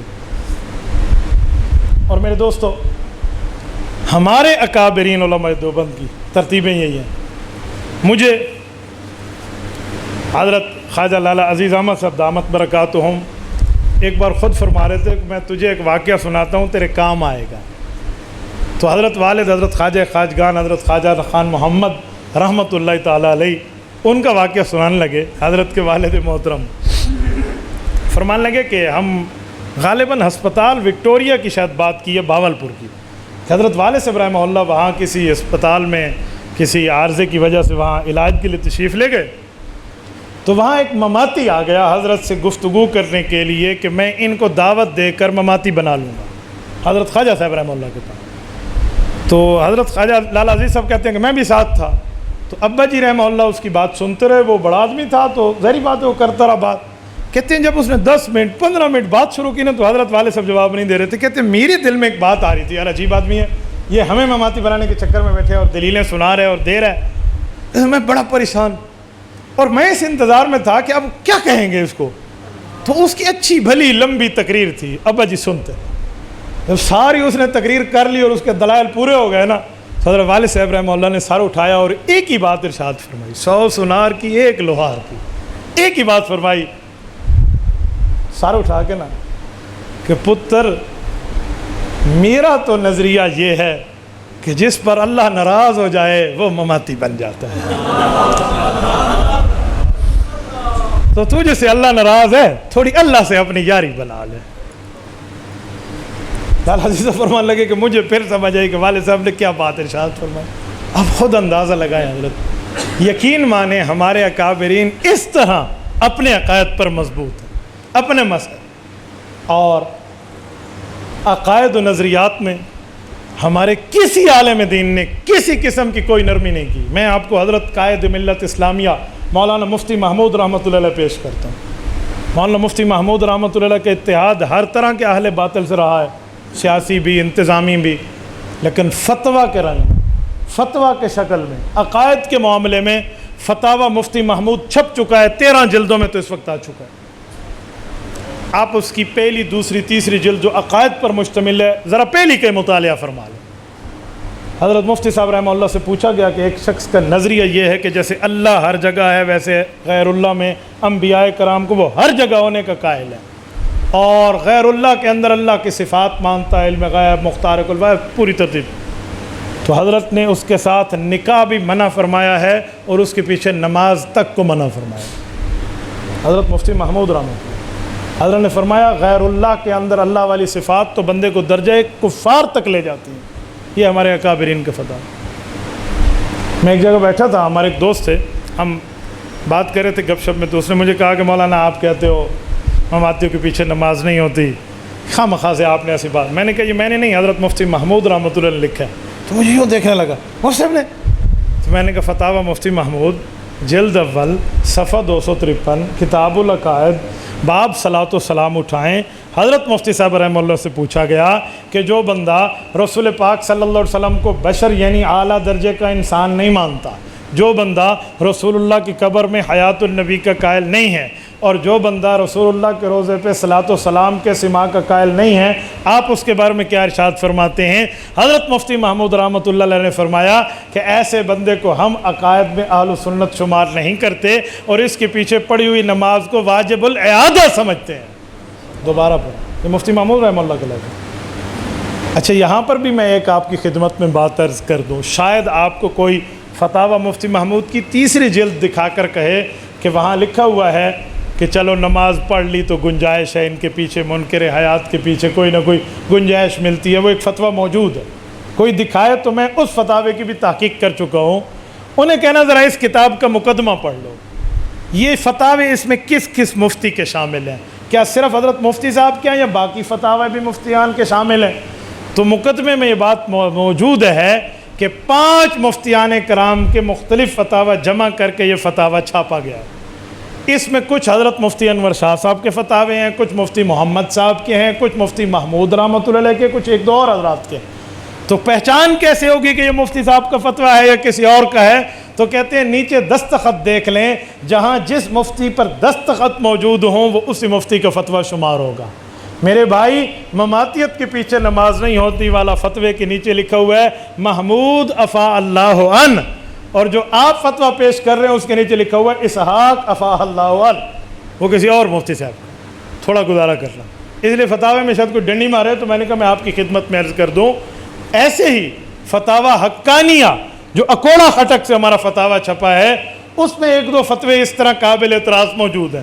تو جب ہم نے تحقیق کی کہ بات کیا ہے، وہ حضرت مولانا عبدالحق حقانی رحمہ اللہ کے نہیں ہیں، مولانا سمیع الحق شہید رحمۃ اللہ کے والد محترم کے، ان کے نہیں ہیں۔ ان کے مدرسے میں ایک استاذ مودودی ذہن رکھتے تھے، وہ ان کے فتاویٰ شامل ہے، بعد میں ان کو وہاں سے نکال دیا گیا۔ تو میرے دوستو، ہمارے اکابر نے کبھی نرمی نہیں، کبھی عقائد میں کوئی، اور تسکین الصدور جو کتاب ہے حیات النبی پر ایک اجماعی دستاویز ہے، اس پر علمی آسمانوں کی تصدیقی دستخط موجود ہے۔ حضرت قاری محمد طیب قاسمی رحمہ اللہ دارالعلوم دیوبند کے 50 سال تک معتمر رہے ہیں، نصف صدی تک۔ حضرت مولانا حبیب الرحمن اعظمی رحمہ اللہ، حضرت مولانا سید مہدی حسن شاہ جہان پوری رحمہ اللہ جو مفتی اعظم دارالعلوم دیوبند رہے ہیں، اسی طرح حضرت مولانا خیر محمد رحمۃ اللہ علیہ، حضرت مولانا یوسف بن نوری رحمہ اللہ، حضرت مولانا عبداللہ درخواستی حافظ الحدیث رحمہ اللہ، حضرت خواجہ خان محمد رحمہ اللہ، حضرت مفتی محمد شفیع رحمۃ اللہ علیہ، حضرت مولانا ظفر احمد عثمانی رحمہ اللہ، حضرت مولانا دوست محمد قریشی رحمہ اللہ، حضرت مولانا احمد سعید سرگودوی رحمہ اللہ، حضرت مولانا نذیر اللہ خان رحمہ اللہ، اور حضرت مولانا عبدالحق رحمہ اللہ، مولانا احمد علی لاہوری رحمہ اللہ، مولانا غلام رسول خان ہزاروی رحمہ اللہ، حضرت مولانا ادریس کاندری رحمہ اللہ، حضرت مولانا شمس الحق افغانی رحمہ اللہ، اور حضرت قائد ملت اسلامیہ مولانا مفتی محمود رحمہ اللہ کے تصدیقی دستخط موجود ہے۔ یہ کتاب ہے، اور آپ اس کو ذرا دیکھ لیں. اور حضرت مفتی محمود رحمۃ اللہ علیہ کے لفظ ہے کہ جمعیت علماء اسلام کے فیصلے کے مطابق یہ کتاب لکھی گئی. حضرت مفتی صاحب، تسکین الصدور جلد اول صفحہ 36. تو ہمارے اکابرین نے ہمیں عقائد پر ڈٹ جانا سکھایا ہے، کمپرومائز نہیں سکھایا. کوئی سا بھی عقیدہ اور نظریہ ہو اس پر آپ اپنے عقیدے کو بیان کریں، اپنا عقیدہ بتائیں. ہم فتوی بازی، فرقہ واریت، لڑائی کے ماحول کے قائل نہیں ہیں، لیکن اپنے عقیدے کو چھپانے کے قائل بھی نہیں. اپنا عقیدہ اور نظریہ ہم کھلا کھلا بیان کریں گے. علماء دیوبند کا یہ عقیدہ ہے، یہ نظریہ ہے. کوئی جو رکھتا ہے وہ جانے، اس کا اپنا کام جانے. کوئی 1.5 انچ کی مسجد نہیں، آدھے انچ کی بنا کے بیٹھ جائے، ہمیں کوئی پرواہ نہیں ہے. ہمیں وہ ہے جو ہم اکابرین علماء دیوبند کی روش کو لے کر چل رہے ہیں. ہمارے پاس یہاں مرکز اہل سنت والجماعت سرگودا میں دارالعلوم دیوبند سے کئی فضلائے کرام تخصص کے لیے آتے ہیں. مولانا اقبال اور مولانا مدثر یہ دونوں فاضل دیوبند ہیں. یہ 2016 کی بات ہے. ہمارے پاس ویزا لے کر دارالعلوم دیوبند سے تشریف لائے تخصص کے لیے. مجھے کہنے لگے کہ حضرت ہم نے آپ سے ایک بات پوچھ رہی ہے، سبق پڑھتے تو استاد جی ایک بات بتائے. میں نے کہا جی. کہتے آپ بیانات میں کبھی مماتی اور حیات النبی کا انکار اور اس طرح کی بات کرتے ہیں، کون لوگ ہیں؟ تو میں نے کہا آپ دارالعلوم دیوبند رہتے ہیں. انہوں نے کہا ہمارے ہاں تو یہ لوگ ہیں ہی نہیں، اور ہم جانتے نہیں حیات النبی کا انکار ہوتا کیا ہے. یہ دارالعلوم دیوبند کا. تو آپ اندازہ لگا لیں. حضرت مولانا اسعد مدنی رحمہ اللہ، حضرت شیخ الاسلام مولانا حسین احمد مدنی رحمہ اللہ کے بڑے فرزند ارجمند، حضرت مولانا ارشد مدنی دامت برکاتہم کے بڑے بھائی، یہ جامعۃ المعارف الشرعیہ ڈیرہ اسماعیل خان میں تشریف لائے. تو وہاں حضرت سے سوال ہوا کہ حضرت آپ اجازت حدیث دے دیں. تو اجازت حدیث کے لیے انہوں نے فرمایا، میں وہی کہتا ہوں جو میرے والد محترم نے فرمایا تھا کہ پاکستان سے انہیں خط آیا کہ ہمیں اجازت حدیث دے دیں. تو حضرت نے فرمایا کہ لکھ دو ان کو جواب، جو وفات کے بعد عقیدہ حیات النبی کا قائل ہے اس کو اجازت ہے، جس کو نہیں ہے اس کو نہیں ہے. تو میری طرف سے بھی جو عقیدہ حیات النبی کا قائل ہے اجازت ہے، منکر کو نہیں ہے. یہ دارالعلوم دیوبند کی ریڑھ کی ہڈی کی بات کر رہا ہوں. تو میرے دوستو، ہر عقیدے پر، عقیدہ توحید ہو، رسالت ہو، معیار صحابیت ہو، عذاب قبر ہو، حیات النبی ہو، ایصال ثواب ہو، سب پر مضبوط رہنا سیکھیں. میں ایصال ثواب پر ایک چھوٹی سی بات عرض کر دوں. کچھ دنوں پہلے لاہور کے ایریا میں میرا جانا ہوا، یہ قربانی کے سلسلے میں بات تھی. میں نے وہاں ان سے ایک بات کی تو انہوں نے ایصال ثواب پر بات شروع فرمائی. تو میں نے کہا ایصال ثواب تو اللہ کے رسول کی ذات اقدس سے ثابت ہے. تو مجھے کہنے لگے جب بندہ فوت ہو جائے تو اس کا نام اعمال تو بند ہو جاتا ہے، تو ایصال ثواب کیسے پہنچتا ہے؟ تو اس پر گفتگو کا طرز میں آپ کی خدمت میں رکھتا ہوں. آپ کا علم تقویٰ للہیت ہم سے زیادہ ہے، لیکن میرا تجربہ ہے، میں تجربہ رکھتا ہوں. جب کوئی کہے نا کہ نام اعمال بند ہو جاتا ہے، آپ ایصال ثواب کے قائل کیوں ہیں؟ تو سمجھانے کے لیے اسے کہیں کس نے کہا بند ہو جاتا ہے، کس نے کہا نام اعمال بند جاتا ہے؟ دلیل پڑھ. نظریہ تو ہمارا ہے نا، آپ کا نظرہ دلیل پڑھ. وہ جو دلیل پڑھے گا اسے کہنا پورا پڑھ، فائنل ہو جائے گی. میں نے بھی اسے کہا کس نے کہا بند ہو جاتا ہے؟ آپ نہیں مانتے. میں نے کہا بھائی میں آپ سے پوچھتا ہوں کس نے کہا بند ہو جاتا ہے، دلیل پڑھو. اس نے کہا اسی سے پاک ہے سیاہ کی اذا مات الانسان انقطع عملہ. حضور پاک نے فرمایا جب انسان فوت ہوتا ہے اس کا نامہ اعمال بند ہو جاتا ہے. میں نے کہا حدیث پوری ہے. چپ. کہتے ہیں نہیں آگے بھی ہے. میں نے کہا ذرا وہ بھی سنا دے. میں اپنے دعوے پر سنا رہا ہوں. میں نے کہا حضور کی حدیث ہے، ثواب ہوگا، پورے سنا دیں. کہتے ہیں 1 2 3 بندوں کے نام اعمال کھلے رہتے ہیں، ان میں سے ایک وہ ہے جو صدقہ جاریہ کر دے، ایک وہ ہے جو نیکی کی بنیاد رکھے، ایک وہ ہے جو بندہ نیک اولاد چھوڑ کے جائے، ولد صالح یدعو لہ، وہ مانگتے پھرتے رہیں. تو میں نے کہا پھر ایصال ثواب والی اگلی دلیل تو نے کھا لی تھی، اگلی دلیل تو کھا گیا. تو حضرت کو یہی حال. میں ایک جگہ بات کر رہا تھا عذاب قبر کے مسئلے پر. تو میں نے ان کو ایک بات بتائی تو مجھ سے ایک عالم دین نے سوال کیا کہ مولانا کس آیت کے تحت عذاب قبر ملے گا؟ آپ نے 4-5 تفسیریں بتا دی ہیں، ہمارے پاس جو یہ تفسیر نہ ہو کوئی اور ہو تو کیا کریں؟ حجت اللہ فی الارض رئیس المناظرین حضرت مولانا محمد امین صفدر اکاڑوی، اللہ اس کی قبر پہ کروڑوں ارب رحمت نازل فرمائے، انہوں نے اس مشکل کو حل کر دیا. حضرت مولانا نور محمد توسوی رحمۃ اللہ علیہ تحریر فرماتے ہیں، جامعہ عثمانیہ ترنڈا محمد پناہ والے، فرمایا کہ ہمارا تجربہ یہ ہے کہ قرآن کریم کا مفسر ہو سنی، یعنی حنفی ہو، شافعی ہو، مالکی ہو، حنبلی ہو، کوئی ہو، اہل حق کے چاروں مسالک میں، وہ کہیں نہ کہیں لکھے نہ لکھے سورۃ ابراہیم آیت نمبر 27 یثبت اللہ الذین آمنوا بالقول الثابت فی الحیات الدنیا وفی الآخرہ، اس آیت کے تحت ضرور قبر کی زندگی کی بات لکھتا ہے کوئی سنی مفسر۔ کیوں؟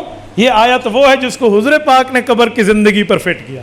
صحابہ نے پوچھا یا رسول اللہ، قرآن فرماتا ہے یثبت اللہ الذین آمنوا، اللہ ایمان والوں کو ثابت قدم رکھتا ہے، فی الحیات الدنیا وفی الآخرہ، کلمے پر ثابت رکھتا ہے دنیا میں بھی آخرت میں بھی۔ آخرت میں کیسے ثابت قدم رکھتا ہے؟ دنیا میں تو سمجھ آ گیا۔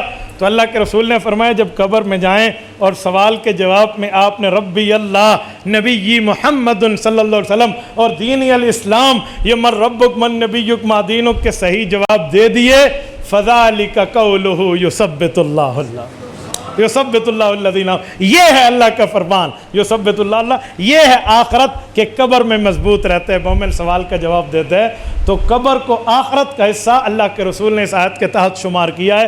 تو اس حدیث کو ہر مفسر لکھتا ہے، آپ کو اٹھا کے دیکھنا ہو تو آپ آسانی سے دیکھ لیں، آسانی سے آپ دیکھ سکتے ہیں۔ تو یہ چند ٹوٹی پھوٹی باتیں میں نے آپ کی خدمت میں کی ہیں۔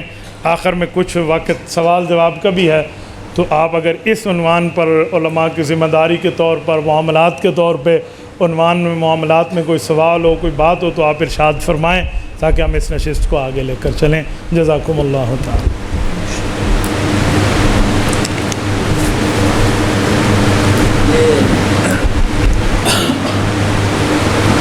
خانے جو کرتے ہیں ہمارے مسجد، جی، اس کی شریعت کیسے؟ فاتحہ خوانی، وفات کے بعد فاتحہ خوانی تو ضروری ہے۔ ایک میت کا حق ہے، ایک اہل میت کا حق ہے۔ میت کو اصال ثواب تو ہر جگہ سے چلا جاتا ہے، اہل میت کے پاس جانا پڑتا ہے۔ تو دو باتیں ذہن میں رکھیں، یہ جو آج کل ایک کھانے کی ترتیب بنی ہوئی ہے نا کہ اس میں جا کر کھانا پکائیں اور بیٹھ جائیں اور برادری کھائے،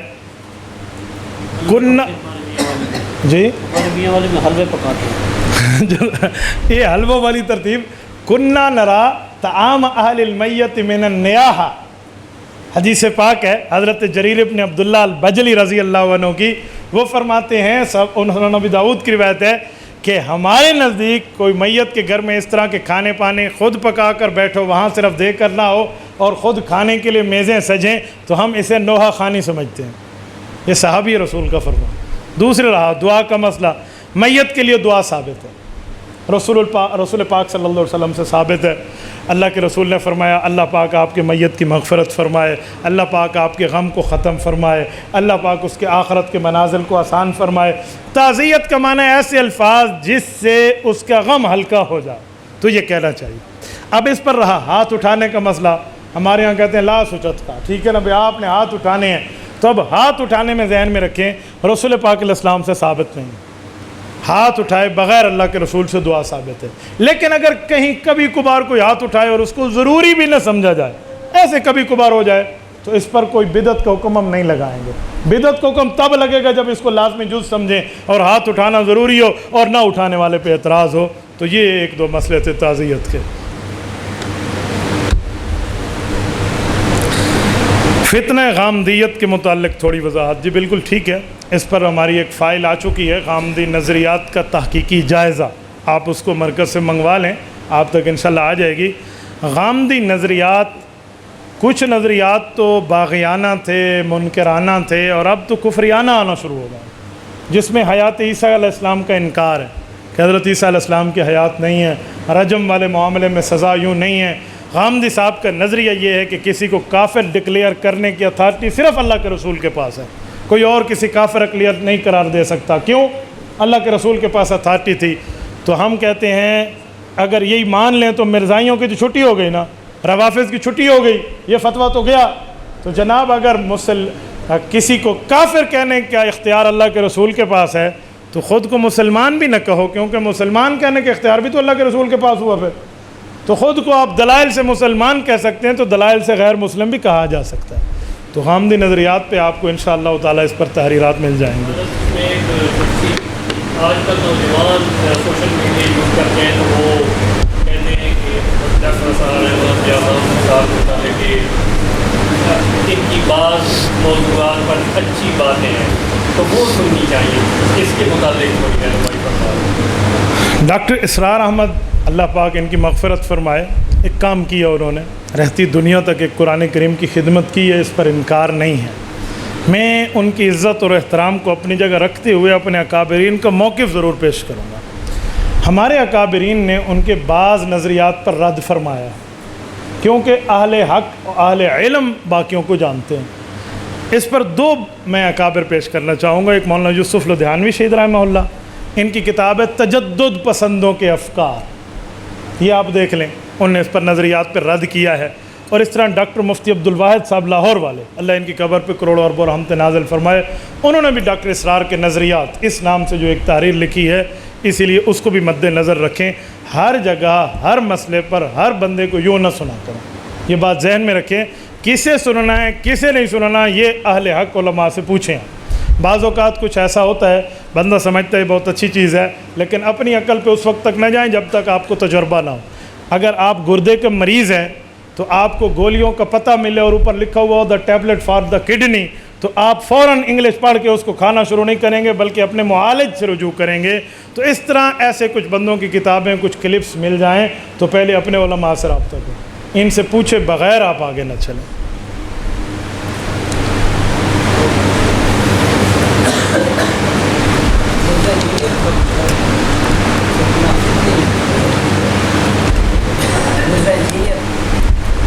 انجینئر محمد علی مرزا صاحب جو آج کل یوٹیوبر ہیں، ان کے بارے میں بات ذہن میں رکھیں، وہ خود کو مولویوں کے معاملات میں دخل اندازی کرنے والا کہتے ہیں، تو مولوی بن کے آئے، مولویوں کے لیے بات کرے ہم سر آنکھوں پہ۔ انہوں نے آج تک ایک مدرسے میں 1 گھنٹہ بھی نہیں گزارا، کسی عالم دین کے پاس جا کر اس نے کچھ نہیں پڑھا، سیلف اسٹڈی، گھر بیٹھ کے 2 4 5 کتابیں پڑھ لینے کا نام علم نہیں ہے۔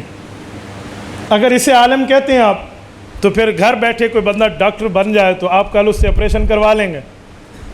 اگے آدن اڑسیکھ دو نونجوں بھائیوں کو کچھ نہیں آتا، وہ ڈاکٹر نہیں، تو یہ جو اڑسیکھ بیٹھے اسے کیا آتا ہے بھائی؟ صرف اور صرف فتنہ اور فساد پیدا کرتا۔ میں نے انجینئر کی جتنی گفتگو سنی ہے ساری جہالت پر مشتمل ہے۔ وہ کہتے ہیں اللہ کے نام کے بعد قرآن کریم میں سب سے زیادہ جس کا نام آیا ہے وہ شیطان ہے، حالانکہ یہ جھوٹ ہے۔ 70 مرتبہ سے زائد حضرت موسیٰ علیہ السلام کا نام آیا ہوا ہے، شیطان کا تو 40 کے بھی اندر ہے۔ ایسے جھوٹ پلال لوگوں کے سامنے بولنا۔ پھر حضرت تھانوی رحمۃ اللہ علیہ پہ جھوٹ بولا کہ دیوبندیوں کا بڑا مولانا اشرف علی تھانوی اپنے نام کا کلمہ پڑھواتا تھا۔ بھائی دلیل، بھائی وہ لا الہ الا اللہ اشرف علی رسول اللہ کہلواتا تھا۔ بہت بڑا کذب ہے، جھوٹ ہے، بات یوں نہیں ہے، بات کچھ اور ہے۔ ایک مرید نے خواب دیکھا، اس کو حضرت نے تسبیحات دیے ہوئے تھے، اس نے پڑھی، گناہوں سے توبہ کی ہے، تو رات کو خواب دیکھا کہ وہ یہ پڑھنا چاہتا ہے، کلمے میں حضرت اشرف علی کا نام آتا ہے۔ تو وہ بیچارہ بہت مجبور ہے، وہ کہتا ہے میں صحیح پڑھتا ہوں، صحیح نہیں پڑھا جاتا، خواب کی بات ہے۔ اور جب خواب سے اٹھتا ہے کیفیت پھر بھی یہی طاری ہوتی ہے، کہتا ہے میں صحیح پڑھنا چاہتا ہوں، میرے منہ سے پھر یہی نکلتا ہے، تو توبہ استغفار کر رہا ہوں کہ اللہ کیا ہو گیا، میں تو یہی پڑھنا چاہ رہا ہوں، پھر پڑھتا ہوں تو نہیں پڑھا جاتا، مجبور ہوں۔ حضرت تھانوی رحمۃ اللہ علیہ کو اس نے لکھا، تو حضرت تھانوی نے فرمایا کہ اللہ کے بندے جو خواب ہوتا ہے نا، تو خواب کا تعلق تعبیر سے ہے، تو جس کے بارے میں آپ نے یوں دیکھا تو اس کا معنی آپ کا شیخ متبع سنت ہے۔ تو بھائی خواب تو تعبیر کے ساتھ تعلق ہے۔ اگر حضرت تھانوی اپنے نام کا کلمہ پڑھوا رہے تھے تو پھر ہر کسی کو پڑھواتے، ہر وقت پڑھواتے، ہر جگہ پڑھواتے۔ کلمہ تو ہر وقت پڑھا جاتا ہے، کوئی ایک وقت تو نہیں ہوتا، تو اس کو کلمہ پڑھوانا نہیں کہتے۔ نمبر 2 رہا یہ بات کہ نیند سے اٹھنے کے بعد اس نے کہا تھا پڑھتا ہوں، تو یہ تو خواب نہیں ہے، تو کہتے حضرت تھانوی کہتے ہوئے تجھ سے کوئی گناہ ہوا ہے تو سیکھا کلمہ پڑھ۔ بھئی کیوں کہتے؟ وہ تو خود مان رہا ہے کہ حضرت مجھ سے غلط زبان سے ادا ہوتا ہے، اس کا معنی وہ اس کو کلمہ نہیں مانتا، وہ تو خود مان رہا ہے۔ اس ظالم نے اس کو یہ بنا دیا۔ بھائی خواب کے معاملات یہ نہیں ہوتے، خواب میں الٹ ہوتی ہے۔ تعبیر کے علم جاننا ہو تو معبرین سے پوچھو۔ خواب کے معاملہ کیسے کہتے ہیں؟ میں پنکھا جل رہا ہوں، امام بخاری نے خواب دیکھا ہے رسول اللہ کی ذات اقدس کو، پنکھا جلا جاتا ہے تاکہ اس سے مکھیاں ہٹائیں، رسول اللہ کی ذات اقدس کے تو مکھی قریب نہیں ہے، پھر کیا کہو گے؟ تو معبرین نے تعبیر دی کہ امام بخاری اللہ آپ سے حدیث کی خدمت لے گا، وہی ہوا نہ ہوا۔ ملکہ زبیدہ نے خواب دیکھا خانہ کعبے کے اوپر سوئی ہوئی اور دنیا مجھ سے زنا کر رہی ہے، اوئے خانہ کعبے کی چھت پہ، تو کہا تو ایسا کام کرے گی تو اس سے حاجی فائدہ یاب ہوں گے، اس نے نہر زبیدہ کھدوائی نا۔ تو بھئی خواب خواب ہوتا ہے، آپ کو جو خواب کی تعبیر کا علم نہیں ہے، اعتراض حضرت تھانوی پہ، تو یہ مرزا کی بات ہے. مرزا انجینئر کے ساتھ مولوی ہوتا تو ہم اس کی بات کو ترجیح دیتے. وہ جسٹ انجینئر ہے پلس عالم نہیں ہے. تو جو انجینئر ہے اس سے پوچھا جائے کہ آپ نے الیکٹریکل کا کیا ہے یا انجینئرنگ کا ڈپلومہ کیا ہے. اگر الیکٹریکل کا کیا ہے تو اس سے جا کر آپ پوچھیں بھی ٹیوب لائٹ جلتی ہے یا نہیں جلتی, پنکھا چلتا ہے یا نہیں چلتا. اور انجینئرنگ اس نے کوئی اور کیا ہے تو پھر پوچھے بھی ہمارا روڈ ٹیڑھا ہے یا سیدھا ہے, تھلی ٹیڑھی ہے یا سیدھی ہے, تو پتہ چل جائے گا. تو جو اس کا کام ہے وہ پوچھتے نہیں ہیں, دوسرے کام پوچھنے کے چکر میں لوگ بیٹھے ہوئے ہیں. اور مرزے کے بعد ابھی مجھے بھائی عبدالباسط کہہ رہے تھے کہ ہمارے ایک آفیسر آئے ہیں فلاں ادارے کے, وہ کہہ رہے تھے کہ یار ہمارے علماء نے مرزے کو جواب نہیں دیا, مرزا بڑی گلاں کرتا ہے. تو میں نے کہا جی میں نے یوٹیوب سے سرچ کیا اور آپ کا کلپ دیا, تو وہ دعائیں دے کر کہہ رہے تھے یار بہت اچھا ہے. تو میں نے کہا جی اہل حق کو آپ سنتے نہیں ہیں. ہم نے تو انجینئر کو کہا ہے بھی ڈیٹ تو دے, مجھے جلسہ کینسل کر کے آنا پڑے گا, ہم آئیں گے اور ہم تجھے رات کو سورج دکھائیں گے کیونکہ دن کا تارے بہت دیکھ چکے ہو تم. تو ہم سے دو ہاتھ کر لے تو بات فائنل ہو جائے گی بھائی. لیکن اس کے جواب میں آئیں بائیں شائیں, چونکہ چنانچہ لیکن چنانچہ اگرچہ مگرچہ یوں نہیں ہوتا. بات وہ ہے جو کرنی کی ہونی ہے تو وہی کرنی چاہیے. قبر میں کیا ایسی حیات ہے جیسے اب ہم زندہ ہیں؟ جی نہیں, قبر کی حیات جو ہے وہ حیات برزخی ہے, حیات قبری ہے, حیات اخروی ہے, روح کے تعلق کے ساتھ زندہ ہے. اور رسول اللہ صلی اللہ علیہ وسلم کی ذات اقدس کے ساتھ روح کے جسم کا تعلق زیادہ قوی ہے. اس وجہ سے رسول اللہ صلی اللہ علیہ وسلم اپنی قبر میں زندہ بھی ہیں, قریب والے سلام بھی سنتے ہیں, اور قبر میں حدیث پاک میں حضور پاک نماز ادا فرماتے ہیں, کیونکہ نماز حضور پاک کی آنکھوں کی ٹھنڈک ہے. اور یہ نماز حضور پہ لازمی بھی نہیں ہے, یہ تلذذاً ہے, مزہ حاصل کرنے کے لیے. آپ کھانے کے بعد کسٹرڈ اس لیے نہیں کھاتے کہ آپ سیر ہو جائیں, آپ تلذذاً کھاتے ہیں, مزہ اور راحت کے لیے کھاتے ہیں. تو یہ نماز بھی حضور پہ نفل ہے, تلذذاً پڑھتے ہیں, کوئی فرضاً نہیں پڑھتے. عقیدہ حیات النبی پر چند قرآنی آیات اور احادیث اور اس کی صحت کو بیان فرما دیں. عقیدہ حیات النبی پر آیات آپ نے دیکھنی ہو تو عقیدہ حیات النبی کورس میرے نام سے موجود ہے. آپ اس کورس کو کسی سے لے لیں, مجھ سے واٹس ایپ پہ آپ لے لیں, میں بھائی عبدالباسط بھائی عدنان کو دیتا ہوں, آپ ان سے لے لیں, آپ اس کو چھپوا لیں. 10 قرآن کی آیات ہیں اور 10 مفسرین کے حوالے ہیں, 10 حضور پاک کی حدیثیں ہیں اور 10 محدثین کی صحت ساتھ لکھی ہوئی ہے. تو اس کو آپ دیکھ لیں, ایسی بات نہیں ہے. فضائل اعمال کتاب پہ اعتراض کیا جاتا ہے کہ اس میں ضعیف حدیثیں ہیں, تو پھر کیا ہو گیا؟ ضعیف حدیثیں تو ابو داؤد میں بھی ہیں, ضعیف حدیثیں تو ابن ماجہ میں بھی ہیں, ضعیف حدیثیں تو جامع ترمذی میں بھی ہیں. تو پھر کیا کریں گے؟ ضعیف حدیث سنن نسائی میں اس کو نکال دیں گے؟ تو بھائی ضعیف حدیث کا کوئی حل تو ہوتا ہے نا, وہ حل کیا ہے؟ تو اس کے 2 حل ہیں. نمبر 1, اگر اس پر اجماع نہ ہو تو صرف فضائل میں پڑھو, تو اس لیے فضائل میں پڑھیں. اگر اس پہ اجماع ہو جائے تو اس کا بھی حل ہے, یحکم للحدیث بالصحۃ اذا تلقاہ الناس بالقبول وان لم یکن لہ اسناد صحیح. تدریب الراوی میں امام جلال الدین سیوطی فرماتے ہیں حدیث ضعیف و امت کا اجماع ہو جائے تو اس سے عقائد کے معاملے میں بھی تائید لی جا سکتی ہے. اور امام ابن عبد البر مالکی کی کتاب ہے, وہ کہتے ہیں اگر حدیث صحیح ہو تو ٹھیک ہے, ضعیف و امت مان لے تو اس کو صحت کا درجہ مل جاتا ہے. آپ پڑھ لیں, یہ اعلام الموقعین کی پہلی جلد ہے. وہ فرماتے ہیں قال ابن عبد البر فی الاستذکار لما حکا عن الترمذی ان البخاری صح حدیث البحر هو الطہور ماؤه واہل الحدیث لا یصححون مثل اسنادی ولكن الحدیث عندی صحیح لان العلماء تلقوه بالقبول. یہ اصول حدیث ہے کہ جس پر علماء کا اجماع ہو جائے وہ ضعیف حدیث بھی صحیح ہو جاتی ہے. تو ضعیف حدیث کا حل بھی ہے. اور حدیث ضعیف نہیں ہوتی سند ضعیف ہے. دوسری صحیح سند مل جاتی ہے تو یکوی بازو بازا, بھئی یہاں سے تھوڑی سی دیوار کریک ہو جائے تو اسے دوبارہ پلسٹر کر دیں, اتنی سی تو بات ہوتی ہے بھائی. تو ضعیف حدیث کا جواب بھی علماء کو پتہ ہے نا.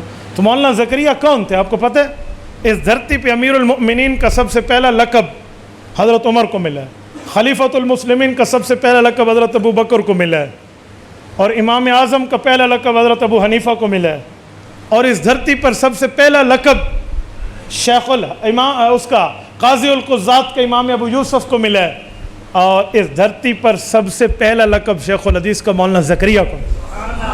من لقب فی عالم الاسلامی اولا بشیخ الحدیث. تو یہ بندہ حدیث کو ماہر ہے, حدیث کو جانتا ہے. اور میں کیا کہوں, اللہ آپ کو مدینہ منورہ لے جائے, اللہ آپ کی برکت سے ہمیں بھی لے جائے. آپ جنت البقیع جائیے, رسول اللہ کے قدموں کی طرف ہے, امام نافع کی قبر, امام مالک کی قبر, قدموں میں شیخ الحدیث مولانا زکریا کی قبر. اس بندے نے کتابیں لکھ کے کہا میرے مولا تجھے قبول ہے تو مجھے حضور کے پاؤں میں جگہ دے. یہ آج بھی وہیں آرام فرما. تو وہ شیخ الحدیث ہے بابا، وہ معاملات کو جانتا ہے۔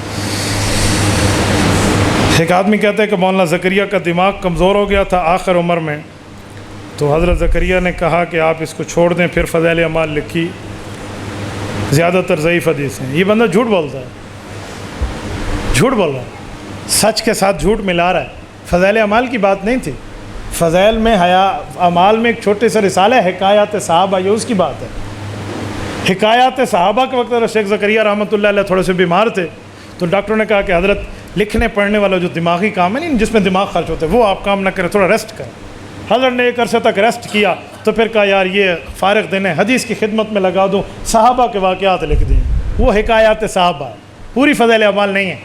تو یہ ایسے ظالم ہے، اس نے اس بیماری والی بات کو پوری فضائل اعمال پہ فٹ کر دیا۔ تو اسے کہو اچھا ایک منٹ، حکایات صحابہ کو ایک طرف رکھ لیتے ہیں، جو باقی فضائل اعمال ہے وہ تو ٹھیک تھے جب بیمار نہیں تھے، اسے تو مانتا ہے، اسے بھی تو نہیں مانتا۔ کذاب تو بات اور کرتا ہے اور حوالہ اور دیتا ہے۔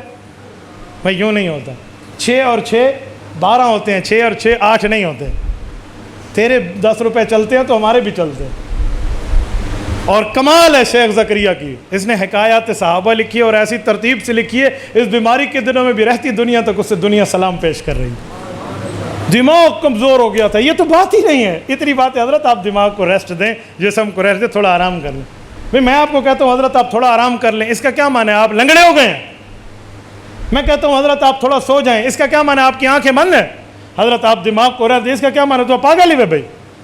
خدا کے بندے، ریسٹ دینے کا یہ معنی ہوتا ہے کہ وہ پاگل ہو گیا؟ تو کیا لفظ ہے اور کس لفظ کو تم نے کیا سے کیا بنا دی؟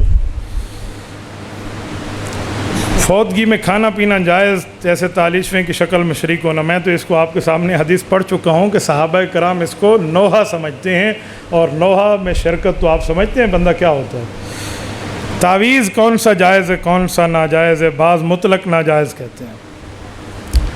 میرے دوستو تعویذ کیا ہے پہلے یہ دیکھیں کہ تعویذ کا تعلق دنیا سے ہے یا آخرت سے ہے؟ کیا آج تک کسی نے اس طرح تعویذ لیا کہ مجھے تعویذ دے دو تاکہ قبر میں فرشتوں کو جواب دے سکوں؟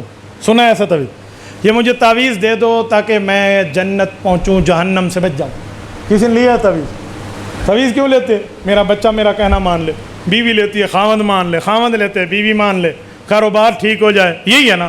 تو اس کا معنی ہے یہ دوائیوں والا علاج ہے، علاج ہے بھائی، وہ تعویذ سے کرا لو جو دوائیوں سے کرا لو، تو علاج سے اس کا تعلق ہے، اسلام سے اس کا تعلق نہیں۔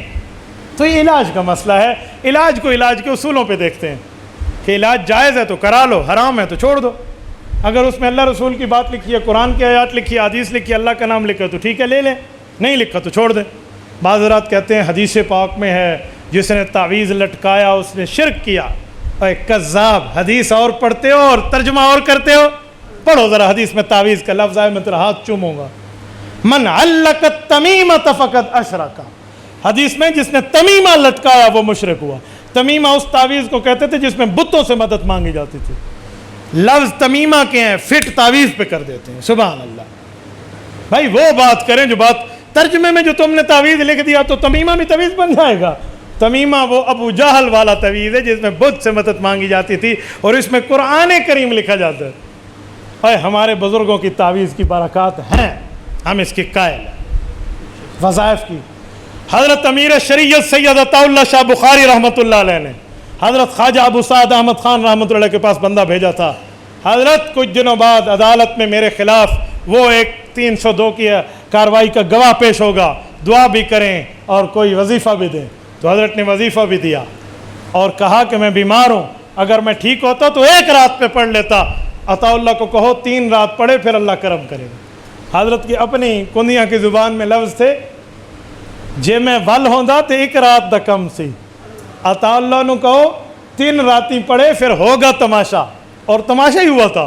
وہ لدہ رام آ کر گواہی سے انکار کر گیا تھا، انگریزوں نے سمجھا تھا پھانسی پہ چڑھا لیں گے۔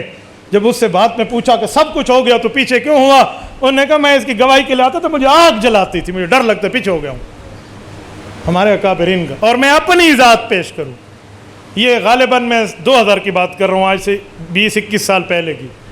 حضرت خواجہ خان محمد رحمۃ اللہ تعالیٰ علیہ کی خدمت میں حاضر ہوئے، حضرت فقیر صاحب یہ بھی حضرات ساتھ تھے، حضرت خواجہ سے، حضرت حکیم صاحب وہ بھی۔ تو میں نے حضرت سے عرض کیا کہ حضرت مجھے گردے میں درد ہوتا ہے، تھوڑا سا کوئی دم فرما دیں یا تعویذ دے دیں۔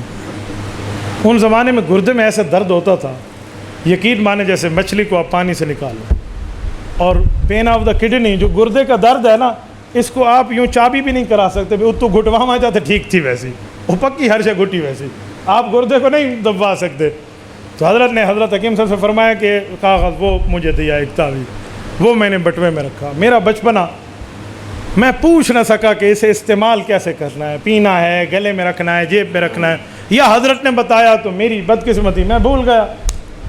اب میں گھر آیا، اگر ابو جی کو بتاؤں بھی تعویذ لے کر آیا ہوں تو ابو جی کہے کہ حضرت نے کیا فرمایا تھا، تو وہ مجھے یاد نہیں ہے، اور اگر نہ بتاؤں تو وہ درد گردہ مجھے یاد آئے۔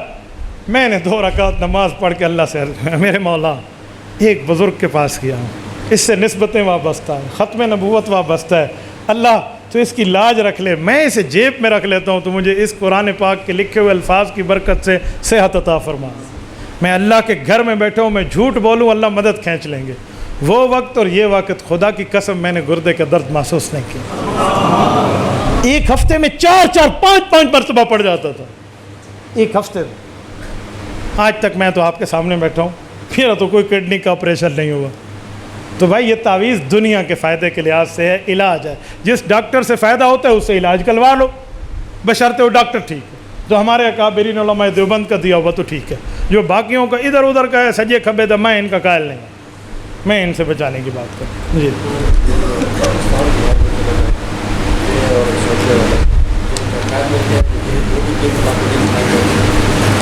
یہ پوچھ رہے ہیں کہ غیر مقلدین اور سعودیہ والوں میں فرق کیا ہے؟ یہ یاد رکھیں، پاکستانی غیر مقلدین ہیں اور سعودیہ والے حنبلی ہیں، حنبلی اہل حق ہیں وہ، اور یہ ایک نہیں ہے۔ یہاں والے جمعے کی ایک اذان دیتے ہیں، اور سعودیہ میں جتنے گئے ہیں جمعے کی 2 اذانیں۔ یہاں والے جمعے کا ایک ہی خطبہ دیتے ہیں، سعودیہ میں جمعے کے 2 ہی خطبے ہیں۔ یہاں والے جنازہ زور سے پڑھتے ہیں غیر مقلد، سعودیہ والے جنازہ آہستہ پڑھتے ہیں۔ اور یہاں والے حضرات 3 طلاق کو 1 کہتے ہیں، وہ 3 طلاق کو 3 کہتے ہیں۔ یہاں والے تقلید کو شرک کہتے ہیں، اور ان کا نظریہ ہے کہ تقلید بالکل بندہ کر سکتا ہے۔ یہاں والے امام صاحب پہ رد کرتے ہیں، اور شیخ عبد الرحمن السدیس دامت برکاتہم کی ویڈیو یوٹیوب پر آ چکی آپ دیکھ لیں، وہ کہتے ہیں لا ينبغي لأحد ان يطعن في الامام ابی حنیفہ، امام صاحب پہ طعن کرنا حرام اور ناجائز ہے۔ اور اللہ آپ کو مدینہ منورہ لے جائے، اللہ آپ کی برکت سے ہمیں لے جائے۔ رسول اللہ کی کمر مبارک کی طرف سے پیچھے آئیے، یہ جالیوں والا جو ایک چبوترا اور برآمدہ ہے، یوں پیچھے آ کر دیکھیے، آپ کے سر کے اوپر آپ کو نظر آئے گا حضرت امام اعظم ابو حنیفہ کا نام نعمان بن ثابت، تو حضور کے روزے کے ساتھ لکھا ہوا ہے۔ اگر یہ سعودیہ والے نے کہو تم بھی ابو حنیفہ کا نام مسجد میں لکھ کے دکھاؤ، نہیں سانو آپ بھی لکھ کر دکھا دیں۔ اور سعودیہ میں 3 رکعت وتر ہیں، یہاں 1 ہے۔ سعودیہ میں 20 رکعت تراویح ہے مسجد نبوی اور مسجد حرام میں، اور یہاں 8 رکعت ہے، تھوڑا تو فرق کریں۔ مجھے ایک بندے نے کہا وہاں تو 10 رکعت امام پڑھا کر پیچھے ہو جاتا ہے، میں نے کہا پھر؟ کہتے پھر 10 اور امام پڑھاتا ہے، میں نے کہا پھر 10 اور 10 8 ہوتے ہیں، 10 اور 10 8 ہوتے ہیں، 10 10 پیچھے ہوتے ہیں، تو 10 10 کی اپنی منزلیں انہوں نے طے کی ہوتی ہیں۔ حضرت عزیر علیہ السلام سے عدم حیات پہ استدلال کیا جاتا ہے، جواب عطا فرمائیں۔ اللہ آپ حضرات کو جزائے خیر عطا فرمائے۔ یہ 1 گھنٹے کا موضوع ہے، یہ مجھے پہلے آپ پرچی دیتے تو میں اس پر بات کرتا۔ بہرحال میری وہ جو کتاب ہے نا حماتیوں کے 100 سوالوں کے جوابات، اس میں اس پر تفصیل ہے، 8 اعتراضوں کے جواب ہیں۔ میں آپ کی خدمت میں چند باتیں اس پہ عرض کر دیتا ہوں، ذرا توجہ رکھنا۔ قرآن کریم 3 پارے کے 2 صفحے میں موجود ہے، او کالذی مر علی قریۃ وہی خاویۃ علی عروشها، یہ آیت کے لیے واقعہ عزیر کہا جاتا ہے۔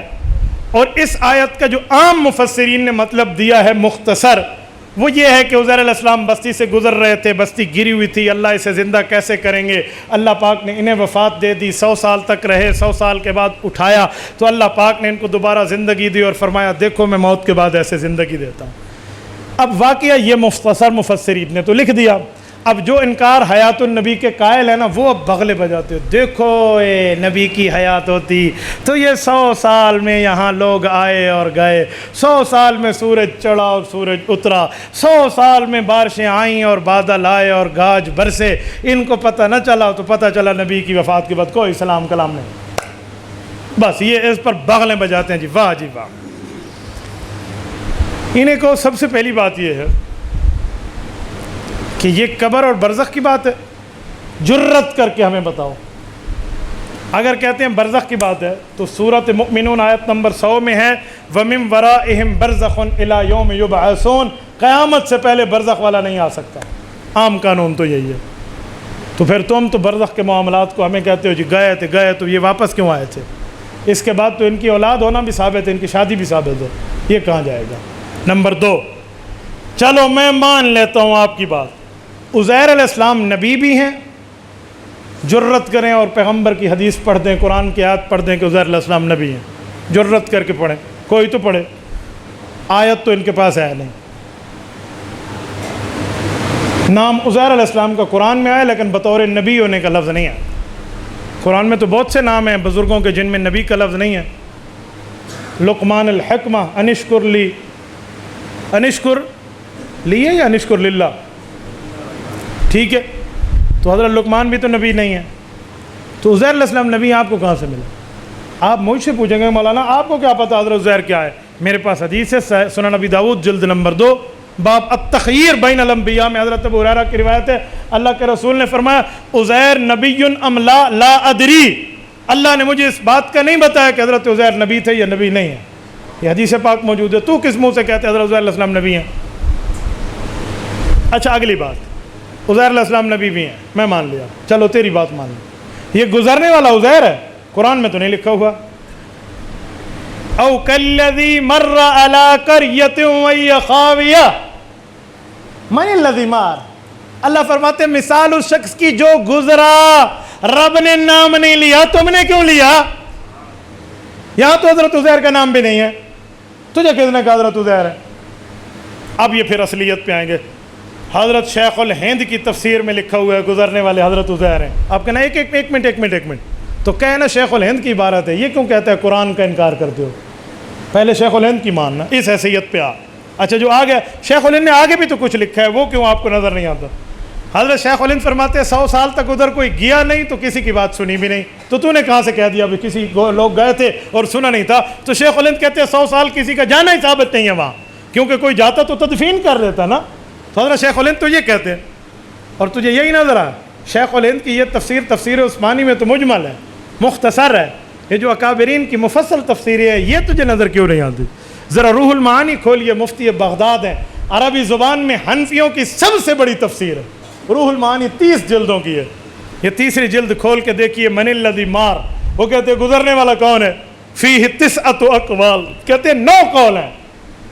ایک قول ہے گزرنے والا کافر ہے، آدھا و کافر، ایک ہے آدھا و عالم من علماء بنی اسرائیل، آدھا و صالح من صالح بنی اسرائیل، کہتے ہیں یا کافر ہے یا عام بندہ ہے یا مولوی ہے یا نیکوں میں سے بزرگوں میں سے کوئی ہے بنی اسرائیل کے۔ یہ ایک قول ہے گزرنے والا شمویل ہے یا حزقیل ہے یا دانیال ہے یا کیا نام ہے اپنا حضرت عزیر ہے۔